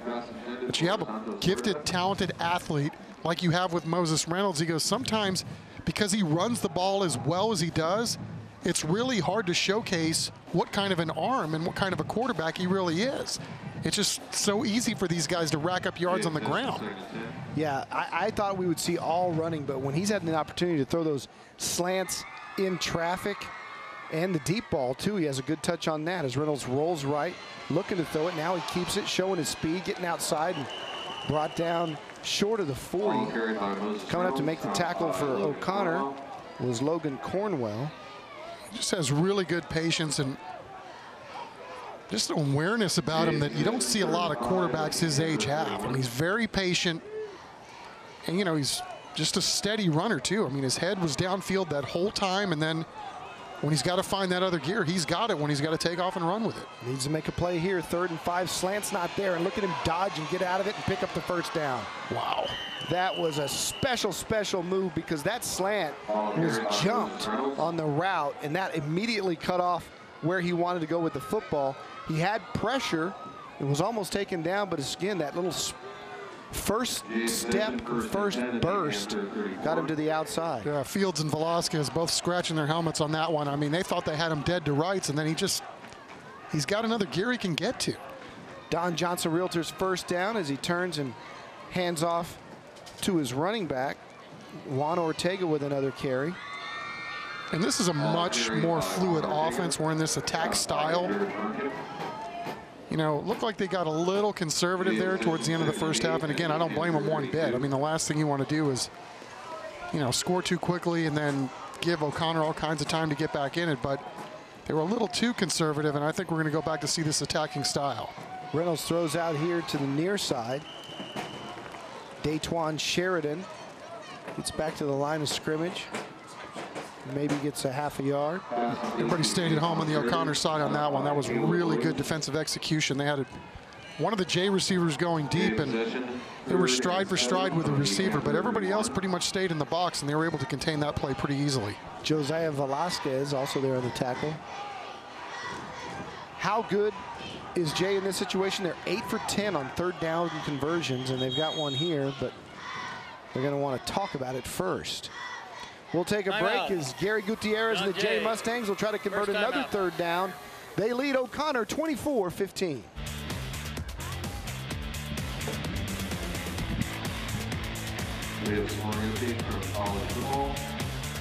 Tonight's game in high definition is brought to you by Medler's Jewelry on Blanco, just outside Loop 410.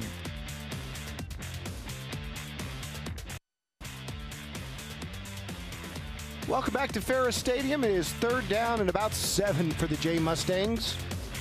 On the move at the O'Connor 31-yard line. And Moses Reynolds trying to keep his streak going. 8 of 10 on 3rd down conversions, running for his life, throws over the middle and just short of the intended receiver. That was a dangerous pass into coverage, and he threw it off his back foot as he was retreating, intended for Sheridan.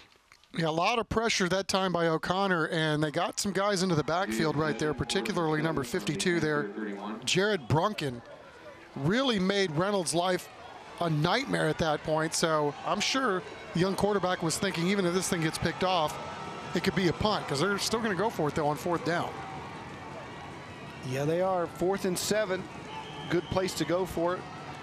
But now O'Connor wants to talk it over. David Molesky throwing his hands up, not liking the alignment that his team was in. Just give you so many different looks, Don, and so many things to have to deal with. It's one thing to, you know, line up and show people what you're going to do. It's another thing to actually go out and actually run the play and kind of goof guys up on the other side. I mean, they just give you a lot of different looks, and they've got the talent, not only at the quarterback, but at the running back and in the receivers too, and then they're good up front. But I mean, they make everybody's life a miserable living, you know what. I mean, they're going to junk things up even on a kickoff. Yeah. So they give you a lot of different things to kind of consider before you go through your pre-snap stuff.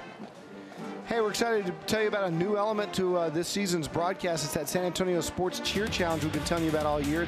You can vote. We showed you the standings a little earlier. 8 different cheer squads are going to get to go to the U.S. Army All-American Bowl or the San Antonio Sports All-Star Game presented by HEB on January the 3rd at the Dome.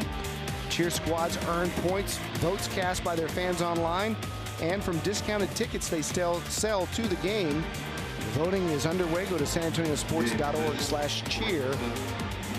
Every Thursday night, we'll announce the leaders in our cheer challenge, which we've already done tonight. Memorial High School leading the way right here. 4th down. Moses Reynolds, 4 wide, to the left-hand side, 2 to the bottom. Tried to go hard to try to dry him off. Looking left. Now looks to the middle and look at him buy time. He's got it if he wants to run for it. Reynolds is going to try to get to the stick. Gets there just enough for the first down. What speed that young man has. And I was trying to think who's going to be faster, Darren Hasso or the quarterback. I mean, Hasso 32 almost got him. That was Manziel-like. Didn't want to make the comparison earlier, but just bailing out of there and turning and getting out of there. Yeah, I mean, the back door. You've got to be pretty confident to make that spin move and go to your pretty much your weak side like that. It's a heck of a play on 4th and long, and it's got to really drive you crazy if you're O'Connor. He did everything but stop him there. It's a Don Johnson first down as Ortega carries and gets blasted by Balin Padilla, but enough to get inside our Six Flags Fiesta Texas red zone. And this is really one of those things, Don, that they wanted to work on tonight as an offensive unit. They've had a lot of success scoring on big plays pretty much all season long. I mean, when you're averaging 58 points a game or whatever it is, you've obviously had a lot of big plays, but you know, let's see what this offense can do when you have to possess it for a long period of time and just go, 10 or 15 yards a series. On the keeper, Reynolds runs the zone read, fakes and keeps down almost to the 12-yard line. Now, what kind of an offense can this be when you really have to chip away at the clock as well and move the sticks? Well, he beat them with this read early in the first half. They adjusted to it, but, having Ortega on that little jet sweep on the fake, you have to account for both guys, and Reynolds does a great job of reading it. 13th play of the drive, 3rd and about 1. That time he hands it to Ortega, who fights for the first down inside the 10, and it'll be 1st and goal. I'll tell you, I gotta like the way Ortega runs too. I mean, he's running hard, he's running tough, and again, he's one of those running backs that seemingly is always falling forward for the additional 2 yards. And he did right there, and he picked up the first down. Yeah, anybody who averages 8 yards a carry, when he carries as much as he does, he's had 50 touches on the year and 4 touchdowns. That's a big number for a running back, 8 yards a carry. 1st and goal for Reynolds. Keeps it himself, picks up about 4, gets to the 6. And right now, Jay is in a rhythm with that run. They're big guys up front. We need to call their names because I tell you what, they've been doing a great job. 78, 79, Matt Pena, Julian Maquita, doing a fantastic job in blowing O'Connor off the ball on this drive. 14th play of the drive. Jay running clock and running down the field on 2nd and goal. In motion, jet sweep to the 5, to the 4, getting down to the 3-yard line is Michael Llorita. And that's going to set up 3rd and goal and about the 2, but we do have a flag on the play. And if that's a face mask, it may move him inside the 1 on half the distance. Personal foul, face mask, defense, half the distance to the goal, automatic first down. All right, so they're going to spot it at inside the 2. The bigger result for Jay is it's an automatic first down. So Reynolds will have 4 cracks at it right here from a yard and a half. Reynolds right up the middle, and that's a touchdown. John Jay. Moses Reynolds has his 2nd touchdown of the night rushing. He's also thrown for 2. It took a week to get the signal, but we can see it up here. He was 2 yards deep when he landed. Very impressive start to the second half of the John Jay offense, starting the game just like they did in that first quarter with their first drive, going down and getting 6. And this one, a real methodical drive, a little bit of a slow kill feel to it. And you're right, Don. They not only get the touchdown, they erode almost the entire third quarter, or at least half the third quarter, while they were doing it. 16 plays, 75 yards, 5 minutes and 38 seconds, and here they go for 2 again. Moses rolling to his left. Look at him just beat the defender with his speed. Now he's just toying with people, fires to the back of the end zone, has a man, and that's caught, I do believe. What? This guy's unbelievable, Chuck. Yeah, scramble drill in a blender. Daytwan Sheridan with the 2-point conversion, and the Mustangs lead is now 32-15.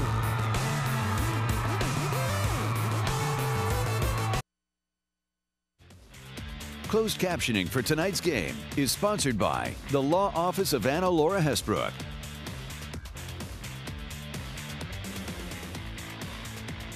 Welcome back to Church's Chicken Thursday Night Lights. 6:22 to play in the third quarter as the John Jay Mustangs lead at 32-15 on the legs and the arm of one Moses Reynolds. Daytwan Sheridan there, number 2, who just scored the 2-point conversion looking on. Jay had a lot to smile about. They wanted to prove, Chuck, that they could play with the big boys and that their numbers were not inflated because of the competition that they've been playing, and they've proven their point. Have they ever? Hey, here's a shot of the trophies that we're awarding tonight. The winning team and the player of the game. The trophies were custom designed by Monarch Trophy. If you're looking for trophies, plaques, or custom engraving, call Monarch. Great folks over there. 210-344-3777. Monarch Trophy, they've been the awards leader since 1972. They do a great job, and we appreciate them and their support of Church's Chicken Thursday Night Lights. All right, so McIntyre and the O'Connor offense want to answer John Jay, and that's a great one-handed catch across the middle by Colby Lunsford, who stuck that right paw out there and brought it in with 2 hands, but stopped it with 1. Fantastic effort. Sure was, and yeah, look, Mom, I only need 1 to make that play. That was super. And not a bad throw either, because the coverage really wasn't that bad, but you're seeing what kind of an athlete Lunsford is. Yeah, big, strong, can run, and then has the dexterity to make a play like that. So it's first down for the Panthers.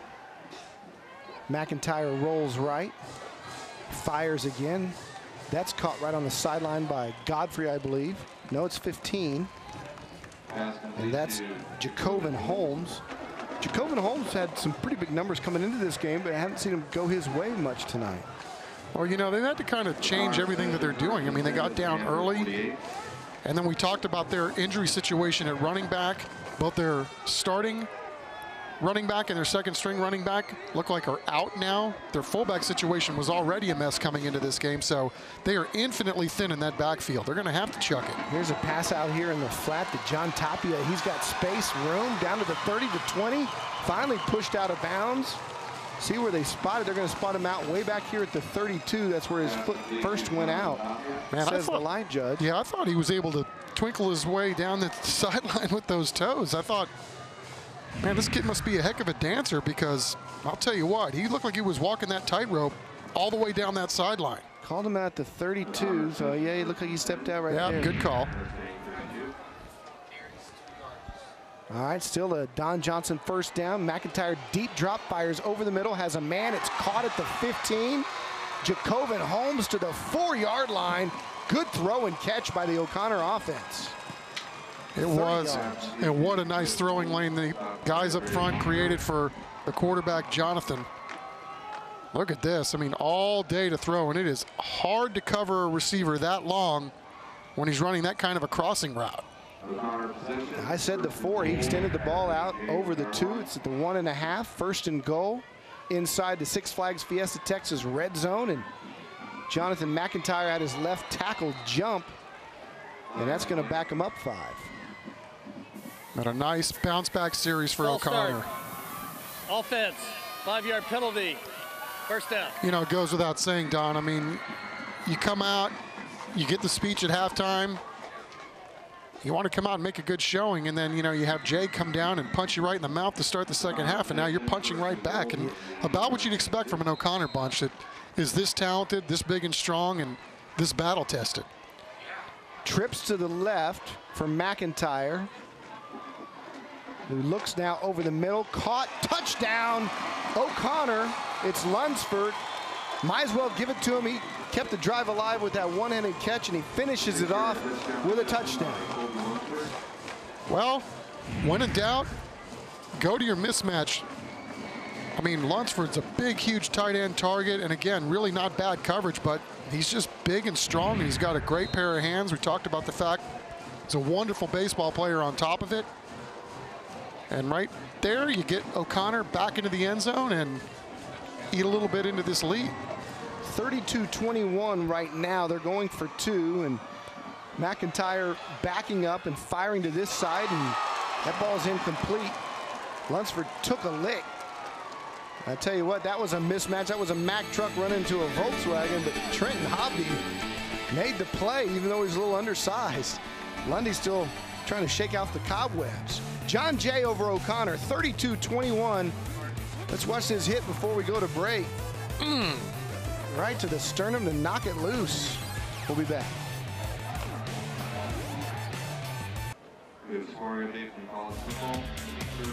We're back at Dub Ferris Stadium on the north side of San Antonio, where the John Jay Mustangs on Church's Chicken Thursday Night Lights lead the O'Connor Panthers 32-21. We got a little shootout going here at Northside. Panthers are going to kick it off. Trey Fontenot, who had the coverage on Lunsford on the last touchdown, will probably watch this go through the back of the end zone again. That's what's happened all night long, but I'd love to see him get a chance to return. We've heard from his coaches he's electric and one of the fastest players on the field. Good athlete as well. He's going to watch that one bounce at the 20 and got to get on it. He does, and he's brought down there at the 19. Let's run down to the sidelines and David Chancellor, who's with the homecoming queen. I am. She is the best dressed young lady in the entire stadium, Miss Erica Garza. Congratulations, the 2014 O'Connor High School homecoming queen. Thank you, sir. What, please, no sirs. What was that like for you? Were you a little nervous? Yeah, I was like speechless. You know, I wasn't expecting it, but you know, it was good. It's good senior experience. And you're an athlete. You're a varsity basketball player? Yes, sir. How can you be nervous? You're used to playing in front of thousands. Yeah, I know, but I've never been in this big of a crowd. You know, whole football team's in front of you, and so it just kind of gives you the jitters, but it was easy. All right, couple of last questions. A, where's your college choice, and do you think that's where you'll end up? My favorite college choice would probably be Kansas University, just because that's where I'm from, but I probably won't end up going there just because I'm trying to play college ball somewhere after high school, but that'd probably be my first choice if I wasn't playing college ball. And the Lady Panthers, pretty good on the basketball court? Yes, sir. All right, 14-1 last year? 14-2 last year. 14-2 last year in district. All right, but last question, as the dad of a 3-year-old little girl, I'm looking ahead. What time's curfew tomorrow night? No later than midnight. You hear that? No later than midnight. That's an absolute.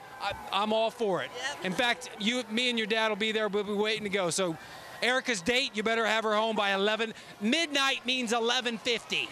Back to you guys. And a great smile for the UIW smile cam there, Dave. Brought to you by the University of the Incarnate Word. Earn a degree of difference at the University of the Incarnate Word. A lot to like there, Chuck. Everything was yes, sir. Got to be home by midnight. Good grades, wants to go to KU, athlete. Dad, I think the real homecoming king and queen is mom and pop. They raised a good one. Congratulations to her. 3rd down and 8 for Moses Reynolds. I love it when high school kids say yes, sir. Yeah, it's pretty impressive. Can't hear it too much. A little rare these days as Reynolds keeps it, cuts back. Look at those moves. Oh, my goodness. Moses Reynolds. I mean, one of those is good, but to put 2 of them together. Yeah, I'm sure people are sick of hearing me say, wow. I mean, but it's just, I hope this is showing up on TV because it just looks like there's nothing there. First of all, you couldn't hold the ball any longer than he did, and you would imagine that froze just about every linebacker on the planet. But yet O'Connor had a couple of guys right there. I mean, it's just a special kid making special plays. That move right there reminded me of Gerard Douglas. The hips, the way you're able to change direction and slide left and right on the move at full speed. Reynolds keeping it again, gonna just step out of bounds, and we've got a flag. I think they're gonna call a hold on the running back Ortega. Threw it right at his feet, and he got up asking what, me? So that may bring this one back a bit. Yeah, it's only illegal if they catch you. Holding, offense, 10-yard penalty. First down. All right, so that'll back him up 10. Gary Gutierrez getting a description of what exactly happened on the play. We've got 4:11 left here in the third. John Jay leads it 32-21. And you're looking at a kid right there who's only a junior, and I can almost guarantee you he's going to play on Saturdays, if not Sundays. They say his brother Josh, who's a wide receiver, really exploding onto the scene for Texas A&M. They think he's going to play on Sundays. Zone read, Moses keeps. Moses breaks a tackle, and then he's pushed back. A nice play coming up. 45 has been so good all night for O'Connor. That's Josiah Velasquez, and he had the interception earlier, and he's made a couple of big hits, and he was right there reading that one. Yeah, not the kind of kid you look like you want to see in front of you. No. It's a big, large young man. So 2nd and 15. After all that momentum of the last drive, Jay in a precarious spot here, deep in their own territory. Reynolds going to fire that slant to his favorite receiver, and just goes through the hands of Michael Moreno, who patting himself on the helmet, thinks he should have had that one. It was, again, a nice play fake at the line of scrimmage, freezing the second line of defense, and then you've got that slant a little more wide open down the field, but just not able to make the connection. But Don, I really liked what Coach Molesky told me earlier in the week. He said, you know, it was bad enough that I had to prepare for Moses Reynolds' brother for 3 years. Now I get this kid for 3 years too. He says it's just, you know, it's a pleasure to watch this kid play football. He goes, but he's just a monster to have to try to prepare for. I don't think it's possible to. I mean, he has things that just you don't do. Throws that one into traffic, still had it right on the money, but could not make the catch. Was Daytwan Sheridan. So the Mustangs are going to have to punt it away. Yeah, and that was a big stop for O'Connor, obviously. I mean, you just got a touchdown to get yourself back into this ball game, down 11 points. And the penalty obviously hurt what Jay wanted to do offensively, but a good stand by O'Connor nonetheless to give their offense another crack at this thing. All right, so the Panthers ready to receive it at about their own 30-yard line. It's instead a pooch punt that flies out of bounds, and O'Connor's going to have great field position when they figure out where this one's going to end up. It's going to end up at about the 46. Which brings us to our ASCO collision of the game, which is always fun to see what they pick in the truck, and it might have been that plays. McIntyre throwing that one. Oh, it was the one in the end zone. The hit on the two-point conversion. Yeah. Fantastic job by John Jay's Mustangs, Trenton Hobby. Ball's complete. Lunsford has it down to nearly the 20-yard line. He was shaking off the cobwebs after that two-point conversion. In fact, after we went to break, he took a knee on the sideline. Must have just gotten the wind knocked out of him, but he's back in there. Tough kid. Made another big play. Again, he's just a beast down the field. I mean, he can run, he can catch, and he's probably bigger than you, too. Here's what's interesting. If O'Connor finishes this drive and puts another touchdown up, boy, we're going to have a heck of a fourth quarter. Jason in the house. Blitz coming. Hit as he throws. Turn around. I believe he got it. Jacobin is called out of bounds. Jacob Holmes made a great effort to readjust to the football and make the catch. Love to see the replay and see how close he came to getting those feet down. Yeah, that's on the far side of the field for us, but on the first peek, thought maybe he was able to sneak one of those feet in there. Ooh, hard to tell from that angle. Another look at that.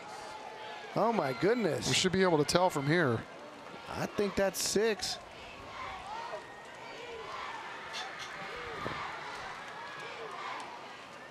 Wow. Oh, it's close. Looked like he got it in. He sure did.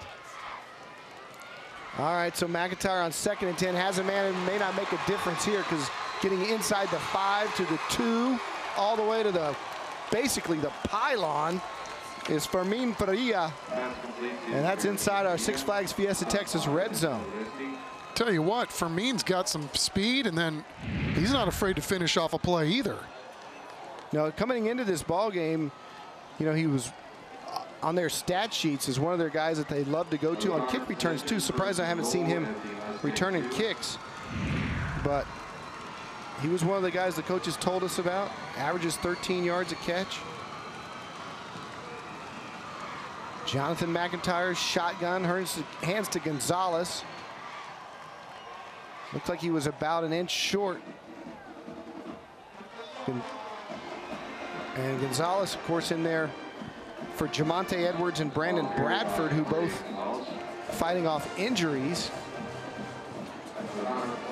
Gonzalez will come out.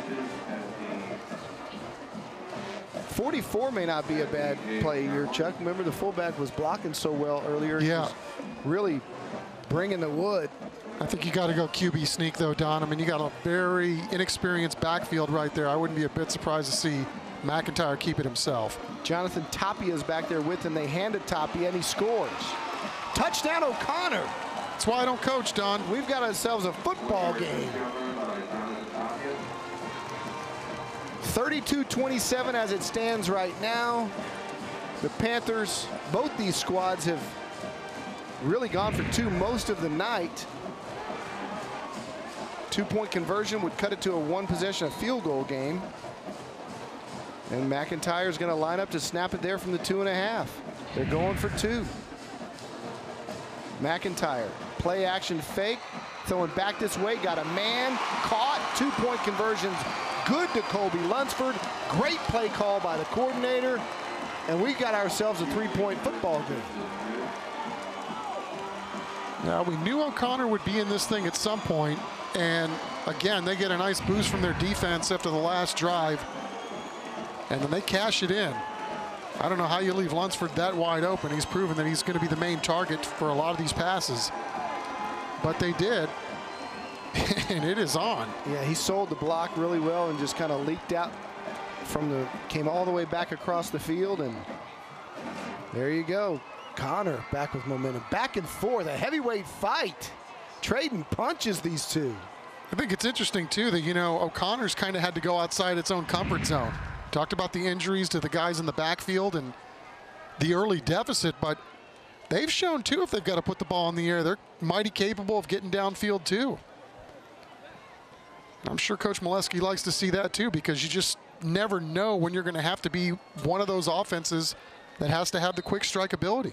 McIntyre's been solid tonight, 11 of 17, 210 yards and 2 touchdowns. He's been really good.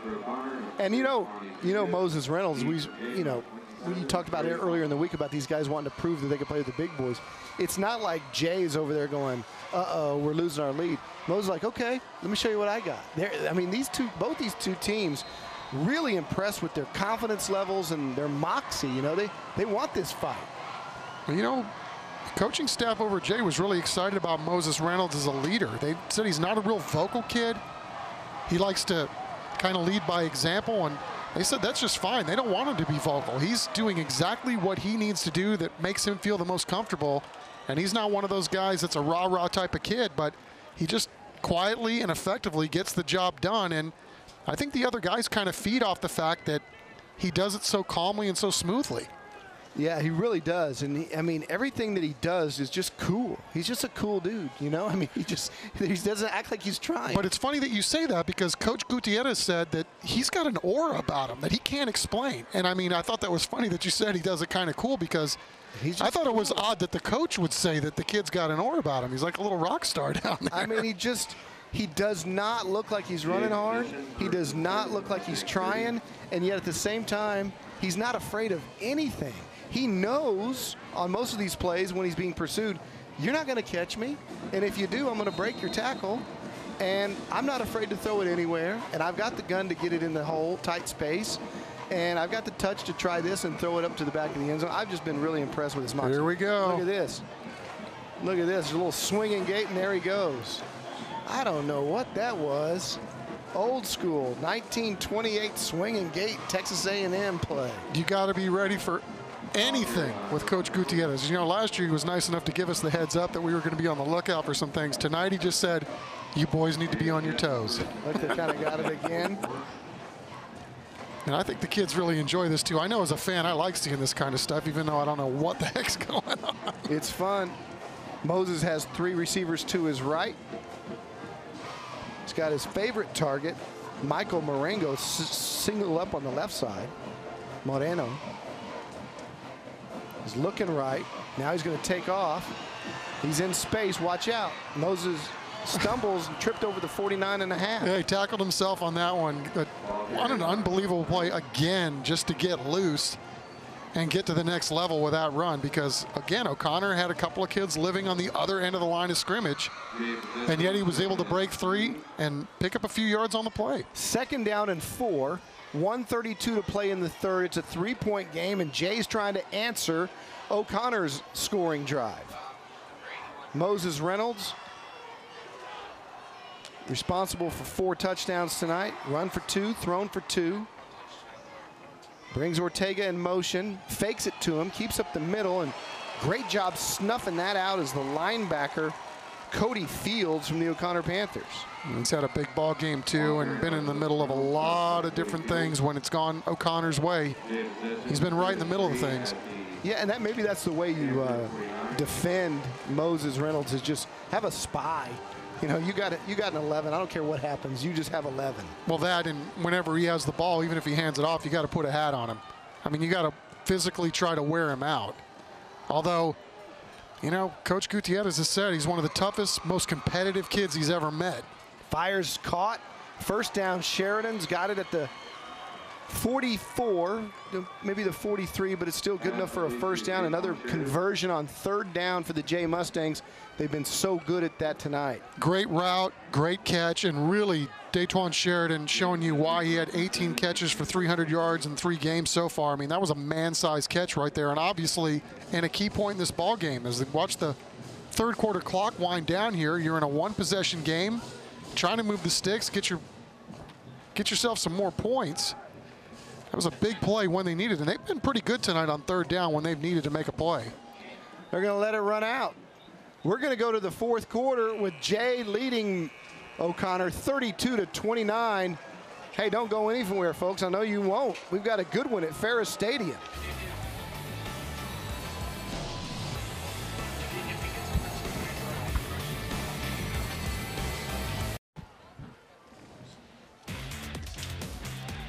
We're back at Ferris Stadium. Thursday Night Lights, Church's Chicken Thursday Night Lights. And it's our closest game of the year on TNL. We're in week 5. And I tell you what, this is an exciting one. A 3-point game going into the 4th quarter. Time for our JR Plumbing 3rd quarter highlights. And Moses Reynolds continued to put Jay up with that quarterback sneak. And then back come the O'Connor Panthers with 2 touchdowns to close the gap to within 3. Of course, the 2-point conversion that Lunsford came all the way across the field on, closing that gap to just that 1-possession field goal game for O'Connor, and they've got to feel confident they're right in this thing. Movement early for the John Jay offensive line. Jay's got a 1st down as we switch ends, and offense, 5-yard penalty, 1st down. That's the one thing that both coaches are going to be frustrated with this on tomorrow when they watch the film, is that a lot of these drives that have stalled because instead of 1st and 10, you've got 1st and 20. No, you're exactly right. I mean, you're sabotaging yourself at this point. I mean, there's nothing worse than it's tough enough to get 10 yards, much less 15. 1st and 15 for the Mustangs here. And an earlier drive where they're penalized 2 times in 3 plays. And they've proven that when they don't hurt themselves, they can hurt you. There's a pick over the middle, reading it perfectly. Reynolds comes up to make the tackle. But 33, David Peterson. I'm sorry, that's Caleb Williams with the Oski. And he basically just read the eyes of the quarterback, Moses Reynolds, and just jumped it for the 2nd time tonight. Yeah, I mean, honestly, Don, that's what happens. You know, you put yourself in a 1st and long situation, and that's all that kid was doing, was just sitting back, reading the head and the eyes of the quarterback. Well, he stepped up and made a play. That was a fine interception there by Caleb Williams. And obviously, it's going to turn the tide of this ball game if they can punch it in. Interesting now. Play action fake. McIntyre over the middle. Got a man and really good defense to come up and knock it away. Was the same kid that made that huge hit in the end zone on that 2-point conversion, Trenton Hobdy. Yeah, Hobdy's had himself a nice ball game tonight. He's made several plays where we've called his name. And again, if you're O'Connor, you're having to throw the ball because you're thin in the backfield. And I think Jay, you know, they practiced all week, Don, to step the run, and it's really been hard for them, I think, now trying to figure this passing game of O'Connor out on the fly. 2nd and 10 for McIntyre. Throws over here to the near side, got a man wide open. Lunsford's going to score. Lunsford to the 5. Touchdown, Panthers. Colby Lunsford got loose again, and the John Jay defense couldn't find him. Don, I know in talking to the Jay coaches this week, the one thing that they were really worried about was just O'Connor being so big and strong up front that they were going to get worn out possibly with those guys running the football. But again, I mean, they've kind of beat them with their own game, you know? I mean, they're going up top and they're passing the ball around and they're racking up all kinds of yards, chewing it up. And I mean, that's the 2nd time now in as many drives where we've seen the tight end basically unaccounted for. Yeah, the 2-point conversion, he got loose, and they just had a couple of busted coverages, have the Jay defense. And it's got the O'Connor Panthers in the lead for the 1st time tonight. O'Connor, 36. John Jay, 32. 11:34 to play at Ferris Stadium.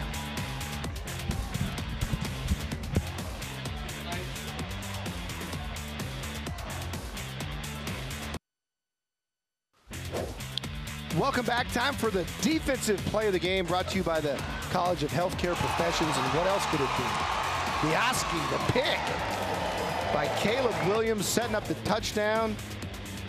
Got O'Connor right back in his football game and gave them the lead with 11:34 to play here in the 4th quarter. And Caleb Williams, just a junior, just read it all the way, stepped in, and that's not an easy pass to catch because it's got some zip on it on that slant, about a 5-yard slant route.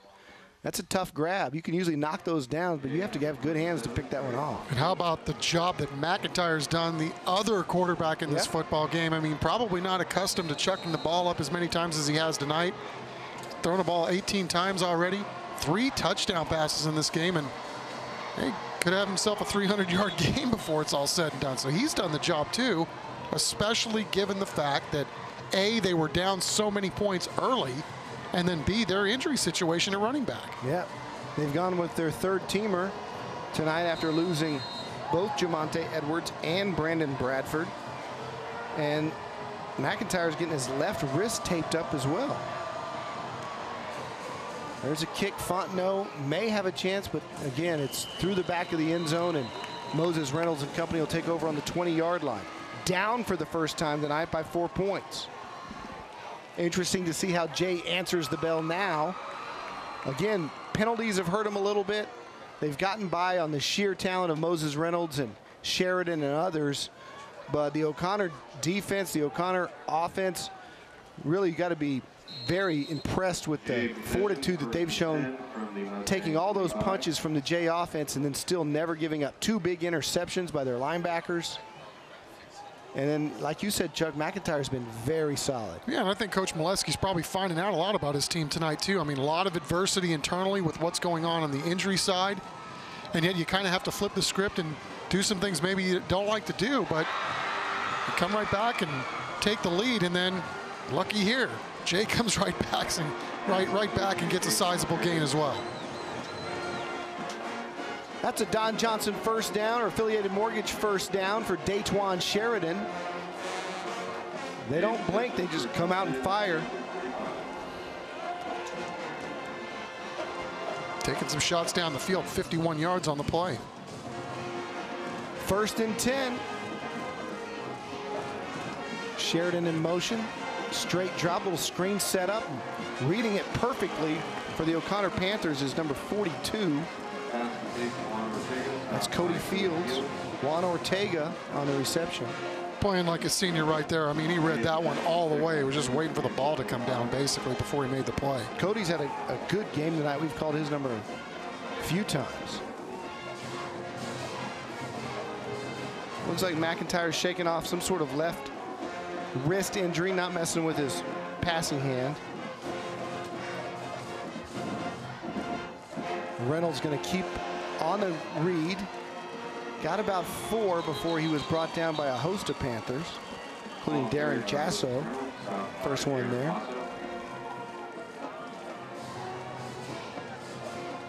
Well, we've seen some of the things that we thought we would see tonight, Don. I mean, we've seen a lot of offense from O'Connor, and then, you know, some big plays by that defense of theirs, and then, you know, same thing with John Jay. I mean, ton of offense, had a couple of miscues, but I've been impressed with really, you know, the game as a whole. I mean, Jay's defense for the most part in that first half was unbelievable, and now O'Connor's defense has kind of gone next level too.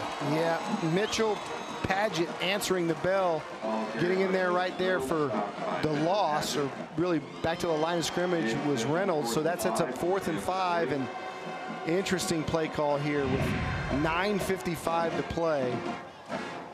You punt it and try to play field position here with this much time left and put it back in McIntyre's hands, or do you feel a little early in the 4th quarter with 9 minutes to go that you got to make a play? Well, you know, it's not like they've punted the ball great tonight anyway. I mean, I got absolutely no problem with them letting their best players try to make a play for you. You need 5 yards on the play.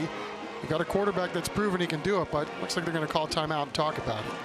They burned the play clock all the way down, called the timeout, and they're going to talk it over, which gives us a chance to tell you about the Vulcan Materials $2,500 band grant. You saw 2 great bands. Or Contractors Building Supply. Or we can tell you about Contractors Building Supply. Give these guys a call at 496-1227. Supply that scissor lift on the far end. Cameraman braving the cold and the wind tonight. Contractors Building Supply. All your building supply needs, give those guys a call. They'll take care of you just like they take care of us here on Church's Chicken Thursday Night Lights. Great bunch of guys over there, and we thank them for the scissor lift that gives us that cool angle, and we thank the brave soul high on top.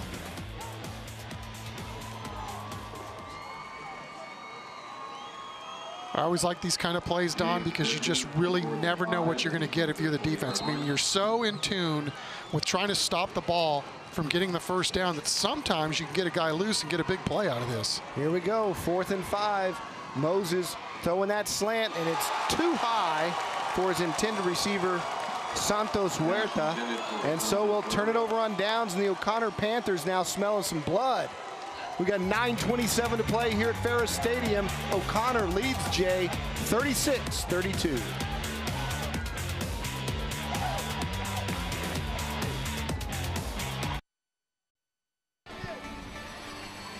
And we're back. It's 36-32. O'Connor with the lead and the ball after the O'Connor defense really bowed their back and held John Jay on that last drive. And they're going to have the ball with 9:27 to go, and they'll try to add to that lead. Smile Cam right there by the University of the Incarnate Word earned a degree of difference at the University of the Incarnate Word.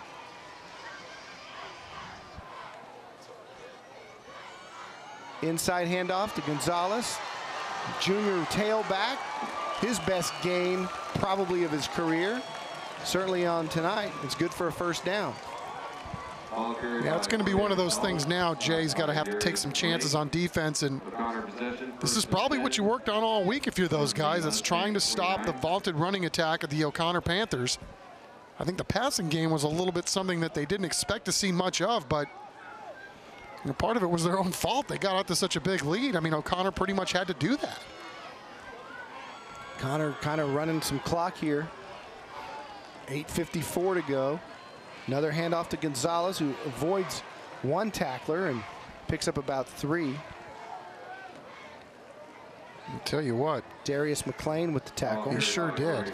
Came up there and really laid a lick on that young man. Somebody's going to feel that tomorrow.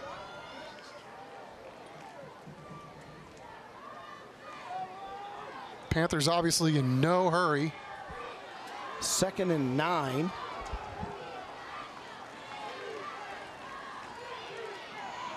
And they jumped. Lunsford, who's had such a huge night.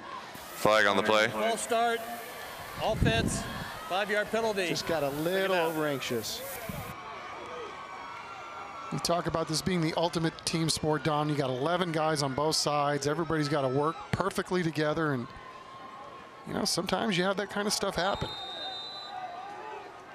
They'll roll the clock at 8:15. Connor will burn this all the way down. 16 still on the play clock.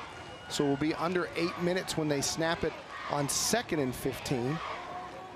And there's a draw to Gonzalez, and he's met right there and gets just past the line of scrimmage, and it's going to be 3rd and about 12. Huge play for the O'Connor offense right now to try to get one more first down and keep it away from Moses Reynolds. Yeah, Ryan Choate, Nick Flores, a couple other guys doing a really nice job staying at home. I thought that was going to go for a lot of yards. That was a nice little misdirection run, and those guys were having none of it. And our statistician extraordinaire, Mark Lieberman, pointing out that O'Connor's just 1 for 6 on the night on 3rd down conversions. So this is a big, big play for them. 7:22 to play. 3rd down 12. Man in motion, fake jet sweep. McIntyre going deep. Got a man coming back to trying to make a play was Jacoban Holmes, and just couldn't quite do it. Had good coverage down there by who else? Hobdy, kid who laid the lick in the end zone for our collision of the game, and who also broke up a key pass over the middle on the last drive. John Jay's defense, you know, they're very, very young on that side of the ball. They obviously lean on their offense because that's where most of the experience is, but I got to say, they made a nice showing for themselves tonight, and that was a huge stop, obviously, giving him the ball back to their offense and giving those guys a chance to possibly take the go-ahead with the score. All right, so they'll punt it away.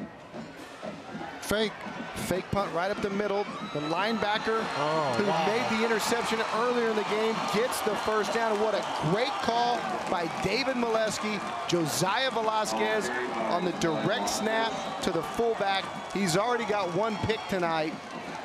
And Chuck, I know McIntyre's had a huge night, but if O'Connor goes on to win this game, I think that young man right there has to be a candidate for our player of the game. Made a huge play on defense with a pick, and that might be the biggest play of the night.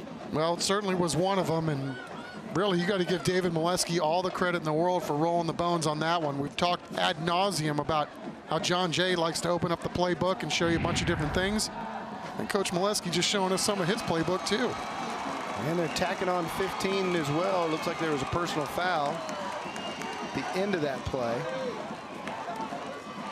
All I know is 45 is a big, big human being. And he had some moves, man. On that play, on that direct, the way he cut outside to the left-hand side. He did. You know, Juan Ortega was back there for the punt. You got to give him a lot of credit, too, because he came down and made the tackle. Otherwise, he was going to score on that. Now a really, really big series for the Jay defense. They can give up 3 here, but a touchdown would pretty much seal the deal. 7:03 left. O'Connor driving it, coming through with a huge call.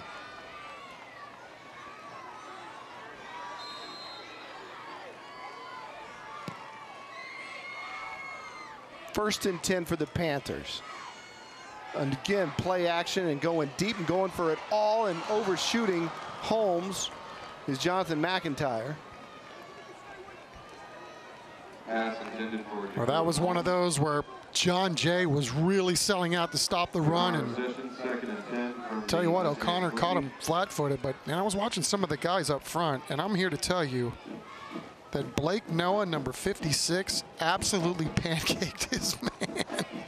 There's some big boys on both teams who have been playing really well tonight on both sides of the ball. Been a good physical football game.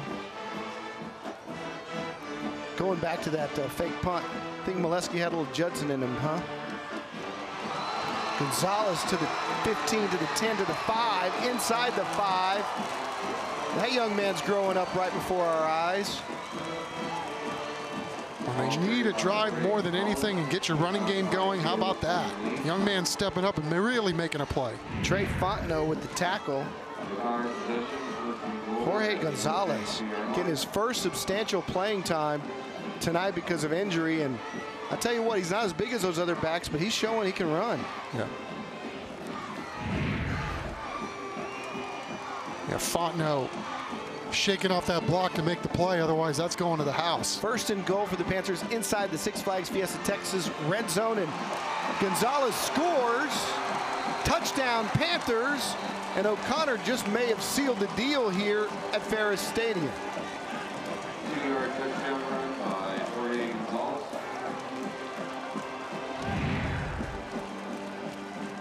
Well, we've seen some offense tonight, that's for sure. And again, they needed a drive and they needed to run.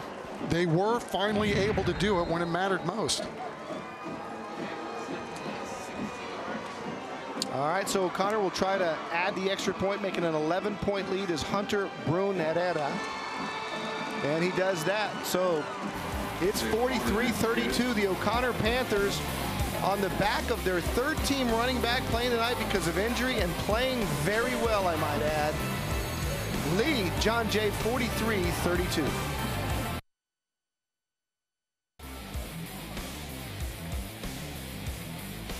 Thursday Night Lights living up to the billing tonight. We got a shootout, 43-32. O'Connor coming back on John Jay tonight, and what a halftime show we saw. We told you about our Vulcan Materials $2,500 band grant.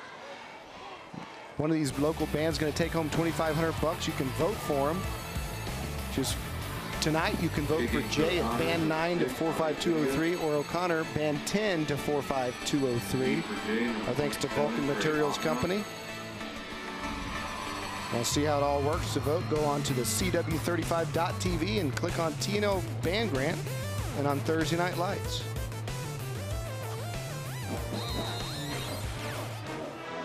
Moses Reynolds is short on time, but long on talent. We'll see what he can do with 6:22 left.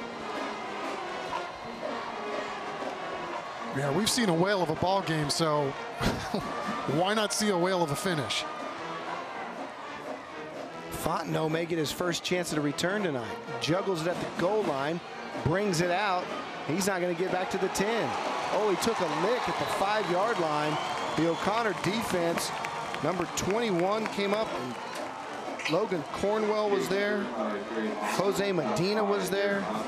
It's a great job by that O'Connor special teams unit. No, it really was. It looked like down the entire right side of the kickoff team was in on that play with very little resistance from the J side. Well, Chuck, we've seen it all tonight. We saw Jay get out to a quick start. We saw the resilience of the O'Connor Panthers, and really just some fantastic play by both squads, and something tells me we're not done yet. Moses Reynolds on the option, keeps, gets outside.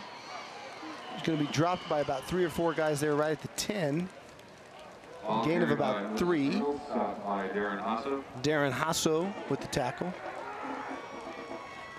Moved under 6 minutes. Yeah, you don't want to be too conservative on this end, although I get it. I mean, if you turn the ball over, your ball game's going to be pretty much over. Still got 5.5 minutes, but you got to start taking some shots down the field. Reynolds had it snapped and whistles blow. Molesky's jumping up and down. He wants his offense. Godfrey to come over and talk to him. Yeah, that was probably the lesser of the two evils there, because obviously the snap and the exchange between quarterback and center wasn't all that fluid, and better be down at the 7 or 8 yard line as opposed to the 1. All right, John Jay in a bit of trouble here. Ortega shakes off a tackler, gets back to the original line of scrimmage. Just at about the 11. And John Jay now with 3rd and 7 and really running out of chances. That was a heck of an open field tackle there by Caleb Williams. I mean, my goodness. Ortega's proven he's not the easiest character to bring down, and that was pretty special in the open field. All right, they're 11 of 17 on 3rd down conversions, and they're really mixing up the formation here, getting lined up. Reynolds rolls right, throws into traffic, and it's incomplete. Another great job by the John Jay defense, intended for Michael Luritia, and on the coverage there, number 6, Ronnie Zuniga had that one read all the way. Now, Don, this has been a lot of fun watching John Jay operate the football tonight, and you know, this is going to be one of those teams. I think, you know, looking at Northside, we probably thought that O'Connor and Brennan, rightfully so, would be the class of the district. But I'm here to tell you, man, this team will not be an easy out going forward, because you got to believe they're only going to get better and tighten these things up as they move forward. Yeah, and truth be known, I mean, we didn't see this game coming in. I'll be honest, I thought O'Connor would kind of dominate this football game, but John Jay has surprised us all as big return man just keeps rumbling down for O'Connor. That's Balin Padilla. I don't know, I won't speak for you, but I was surprised that Jay was able to do what they've done against this level of competition. And to your point, I think they'll play spoiler, if not make a play for a playoff spot in this district. Because like you said, they're going to get better, and they have some things you just can't coach. Unbelievable talent. I agree. You know, and you live by the sword, you die by the sword. Obviously, when you have as much success as they had coming into this game throwing the football, you're going to want to do some of those things that got you to this point. You know, the 2 turnovers really turned the tide in this game. And, you know, to O'Connor's credit, they stayed the course and they made the most of those turnovers once they got it. There goes Gonzalez again down to the 20. And O'Connor's just now going on adrenaline right now, and they're beating guys off the ball. And Jay looks to be a little tired. Inside our Six Flags Fiesta Texas red zone, we told you about our CPS Energy Cheer Challenge. Starting to rank the teams as the votes come in, and Memorial's #1 this week. John Jay #2. If you want your cheer squad to participate in the Army All-American Bowl or San Antonio Sports All-Star Game, vote for them at sanantoniosports.org/cheer. It's McIntyre hands to Gonzalez again, and Gonzalez is doing some tough running. Ursan Mandujano with the tackle. But Chuck, you can just see that they're kind of feeling their oats right now, the O'Connor Panthers. They're like better late than never, but they're finally finishing it off. Yeah, I mean, you got to give Jay all the credit in the world. I mean, they were not only in this game, they were running it and doing everything that they wanted to do, throwing it, and had a big lead on the scoreboard. It's just, you know, like I said, you can look back to those 2 turnovers, how that kind of stemmed the tide and then gave O'Connor life and got him back in the ball game. Yep, 2 turnovers and a couple of false starts, you know, when they had chances to sustain drives, but they're a young team, and Moses Reynolds is only a junior, and they're going to be heard from, and I wouldn't be surprised if it's this year, certainly next year. Gary Gutierrez is doing a great job with that squad. Oh, there's no question. I mean, he's growing the program. That's the coolest thing. And, you know, he's coached all over the place. He's been at Sharpstown. He's been at a couple other stops. And, you know, I think this, you know, he obviously knows what he's doing. And I think his style of play and, you know, with all the gadgetry and some of the gimmicks, man, it's really fun to watch. And it makes the game infinitely interesting when you're watching it. There's Gonzalez again, this time inside the 10, and O'Connor looking forward to just putting this away now with 2:17 left. Got an interesting call, Chuck. Player of the game tonight. We got Lunsford had a huge game. Quarterback Jonathan McIntyre had a huge game. Josiah Velasquez had 2 huge plays, an interception and that fake punt. And he made a few tackles on defense. So we may split that trophy in thirds tonight. I think David Chancellor has a chainsaw down there. We should get him one because, yeah, all those guys that you just mentioned are really, really worthy. I just like the fact that McIntyre, really they put everything on his back when things really went south in this game, and he absolutely delivered. And there's another horse collar. It's like the second one we've seen on this drive. You're not going to call it. Trey Fontenot bringing Gonzalez down. It looked like a horse collar from here. I guess when you're shorter than the guy that horse collars you don't get the call. O'Connor possession, 2nd and goal at the Mustang 4-yard line.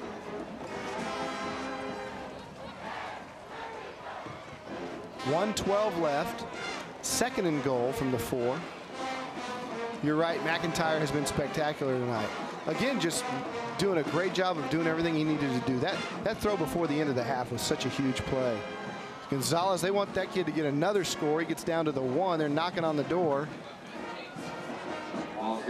No, it was, and it started, their defense came up with a really big play, got the interception, which led to a field goal, and it felt like O'Connor almost got the monkey off their back just getting the 3 points. And then, yeah, you get the gift at the end of the first half where you get your best athlete behind the last line of defense, you get the touchdown, and quite frankly, Don, it's hard for us to see from this booth, but the wind was blowing so much into the quarterback's face, McIntyre, and he still put the ball on the money. And it's, we said it's a 20-mile-an-hour wind tonight. You punch it in here, you take a knee. They're going to punch it in. Gonzalez gets in with 11 ticks left. And the score is going to look a lot bigger than this game was. I mean, this was a back-and-forth football game, and O'Connor's going to end up hanging half 100. And it really wasn't that close. I mean, that much of a blowout. No, there's no question. I mean, we talked about the fact that the mighty Steel Knights, how many times did they cash in against this defense? Yep. Extra point is up and good. Extra point is up and good. And that brings us to a score of 50-32 with 10 seconds to go. With the O'Connor Panthers really coming on here in the 4th quarter. Which brings us to time for our banner play of the game. Dixie Flag Manufacturing Company sponsors our banner play of the game, and this one put them ahead for good. Colby Lunsford had a huge game, streaking down the sidelines. That put O'Connor up for the first time on the night, and they never looked back as they stretched it out here in the 4th quarter.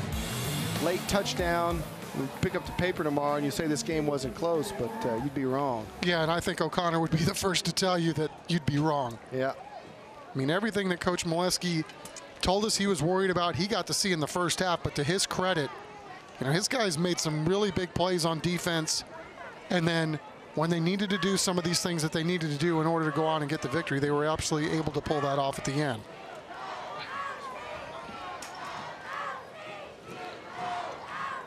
So the O'Connor Panthers and Lunsford right there, fired up as they get ready to move into district play. John Jay has to take some confidence out of this for sure, because they played very, very well. Just a couple of costly turnovers and a couple of penalties changed the tide on this one. And we saw that they have some special players in addition to Moses Reynolds that's really going to help them as the season progresses. Yeah, I mean, can you imagine if you're somebody in their district and you're looking at this game tonight and you're the defensive coordinator for one of these other schools that they're going to have to play? Have fun that week. It's like, I want to play 14. I'm not playing 11. Can I play 14? That's the only way you're going to stop Moses Reynolds. Ortega just has it go through his hands out the back of the end zone. I'm sure we got one snap left, and Reynolds will take a knee or run one play, and then we'll be done here. And kind of try to figure out in a commercial break how we're going to vote. I think McIntyre's a good choice. Got no problem with Lunsford. Go down the sidelines and David Chancellor and let him cast a ballot as well. Get a chance to see in a game like this, Don, that it really is a 48-minute game. I mean, because, man, in the first quarter, you're wondering if John Jay is just going to absolutely run them right off the field. 24 points, and they only scored 8 cents.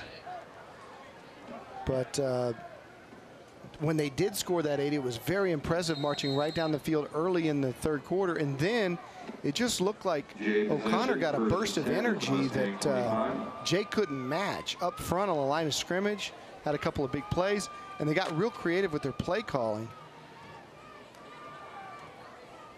We'll run a little Hail Mary type action here as Reynolds rolls right and fires, and that one's picked. This one might go to the house. We're out of time and being brought down. A flag will fly, but it's a face mask. It doesn't matter. Darren Yasso with the interception. That's a ball game. Yeah.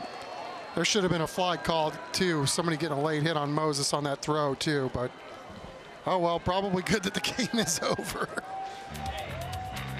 Well, let's see if this game's over before we go to break, or if they're going to shake hands or going to have another play. I can't imagine that O'Connor would want another play. Okay, the game is over. There we go. And they do. They'll line up, shake hands, and we'll take a break. When we come back, we'll hand out our Monarch trophies to the team of the O'Connor Panthers and the player of the game. It's all after this.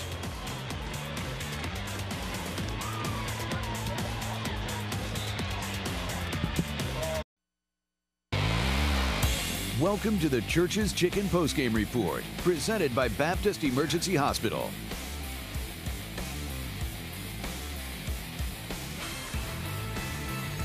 All right, our final score, the O'Connor Panthers 50, the John Jay Mustangs 32, in a game that really lived up to the hype. We knew that we had the immovable force. What is it, Chuck? The immovable object. That's right, irresistible force and the immovable object. Yeah, this guy was a force on the very first play of the game. Brandon Bradford taking it to the house. O'Connor scored early, I mean real early, on the first play of the game to go up 6-0. And then it was the Moses Reynolds show for basically the rest of the first half. Threw for a couple of touchdowns tonight, ran for a couple of touchdowns. Moses Reynolds, the junior quarterback, whose brother's already a star at Texas A&M, showing us that this guy is going to be an unbelievable college recruit next year as a senior. Jay took a pretty impressive lead in the first half, but the O'Connor Panthers bounced back right before the half. Jonathan McIntyre went deep to Daryl Godfrey. That really brought the momentum into their locker room at halftime. They came out gunning in the third quarter. Lunsford, the tight end, had 2 big catches, and then their defense made 2 huge plays, 2 huge interceptions. That one right there led to the go-ahead touchdown. Caleb Williams with that pick right there.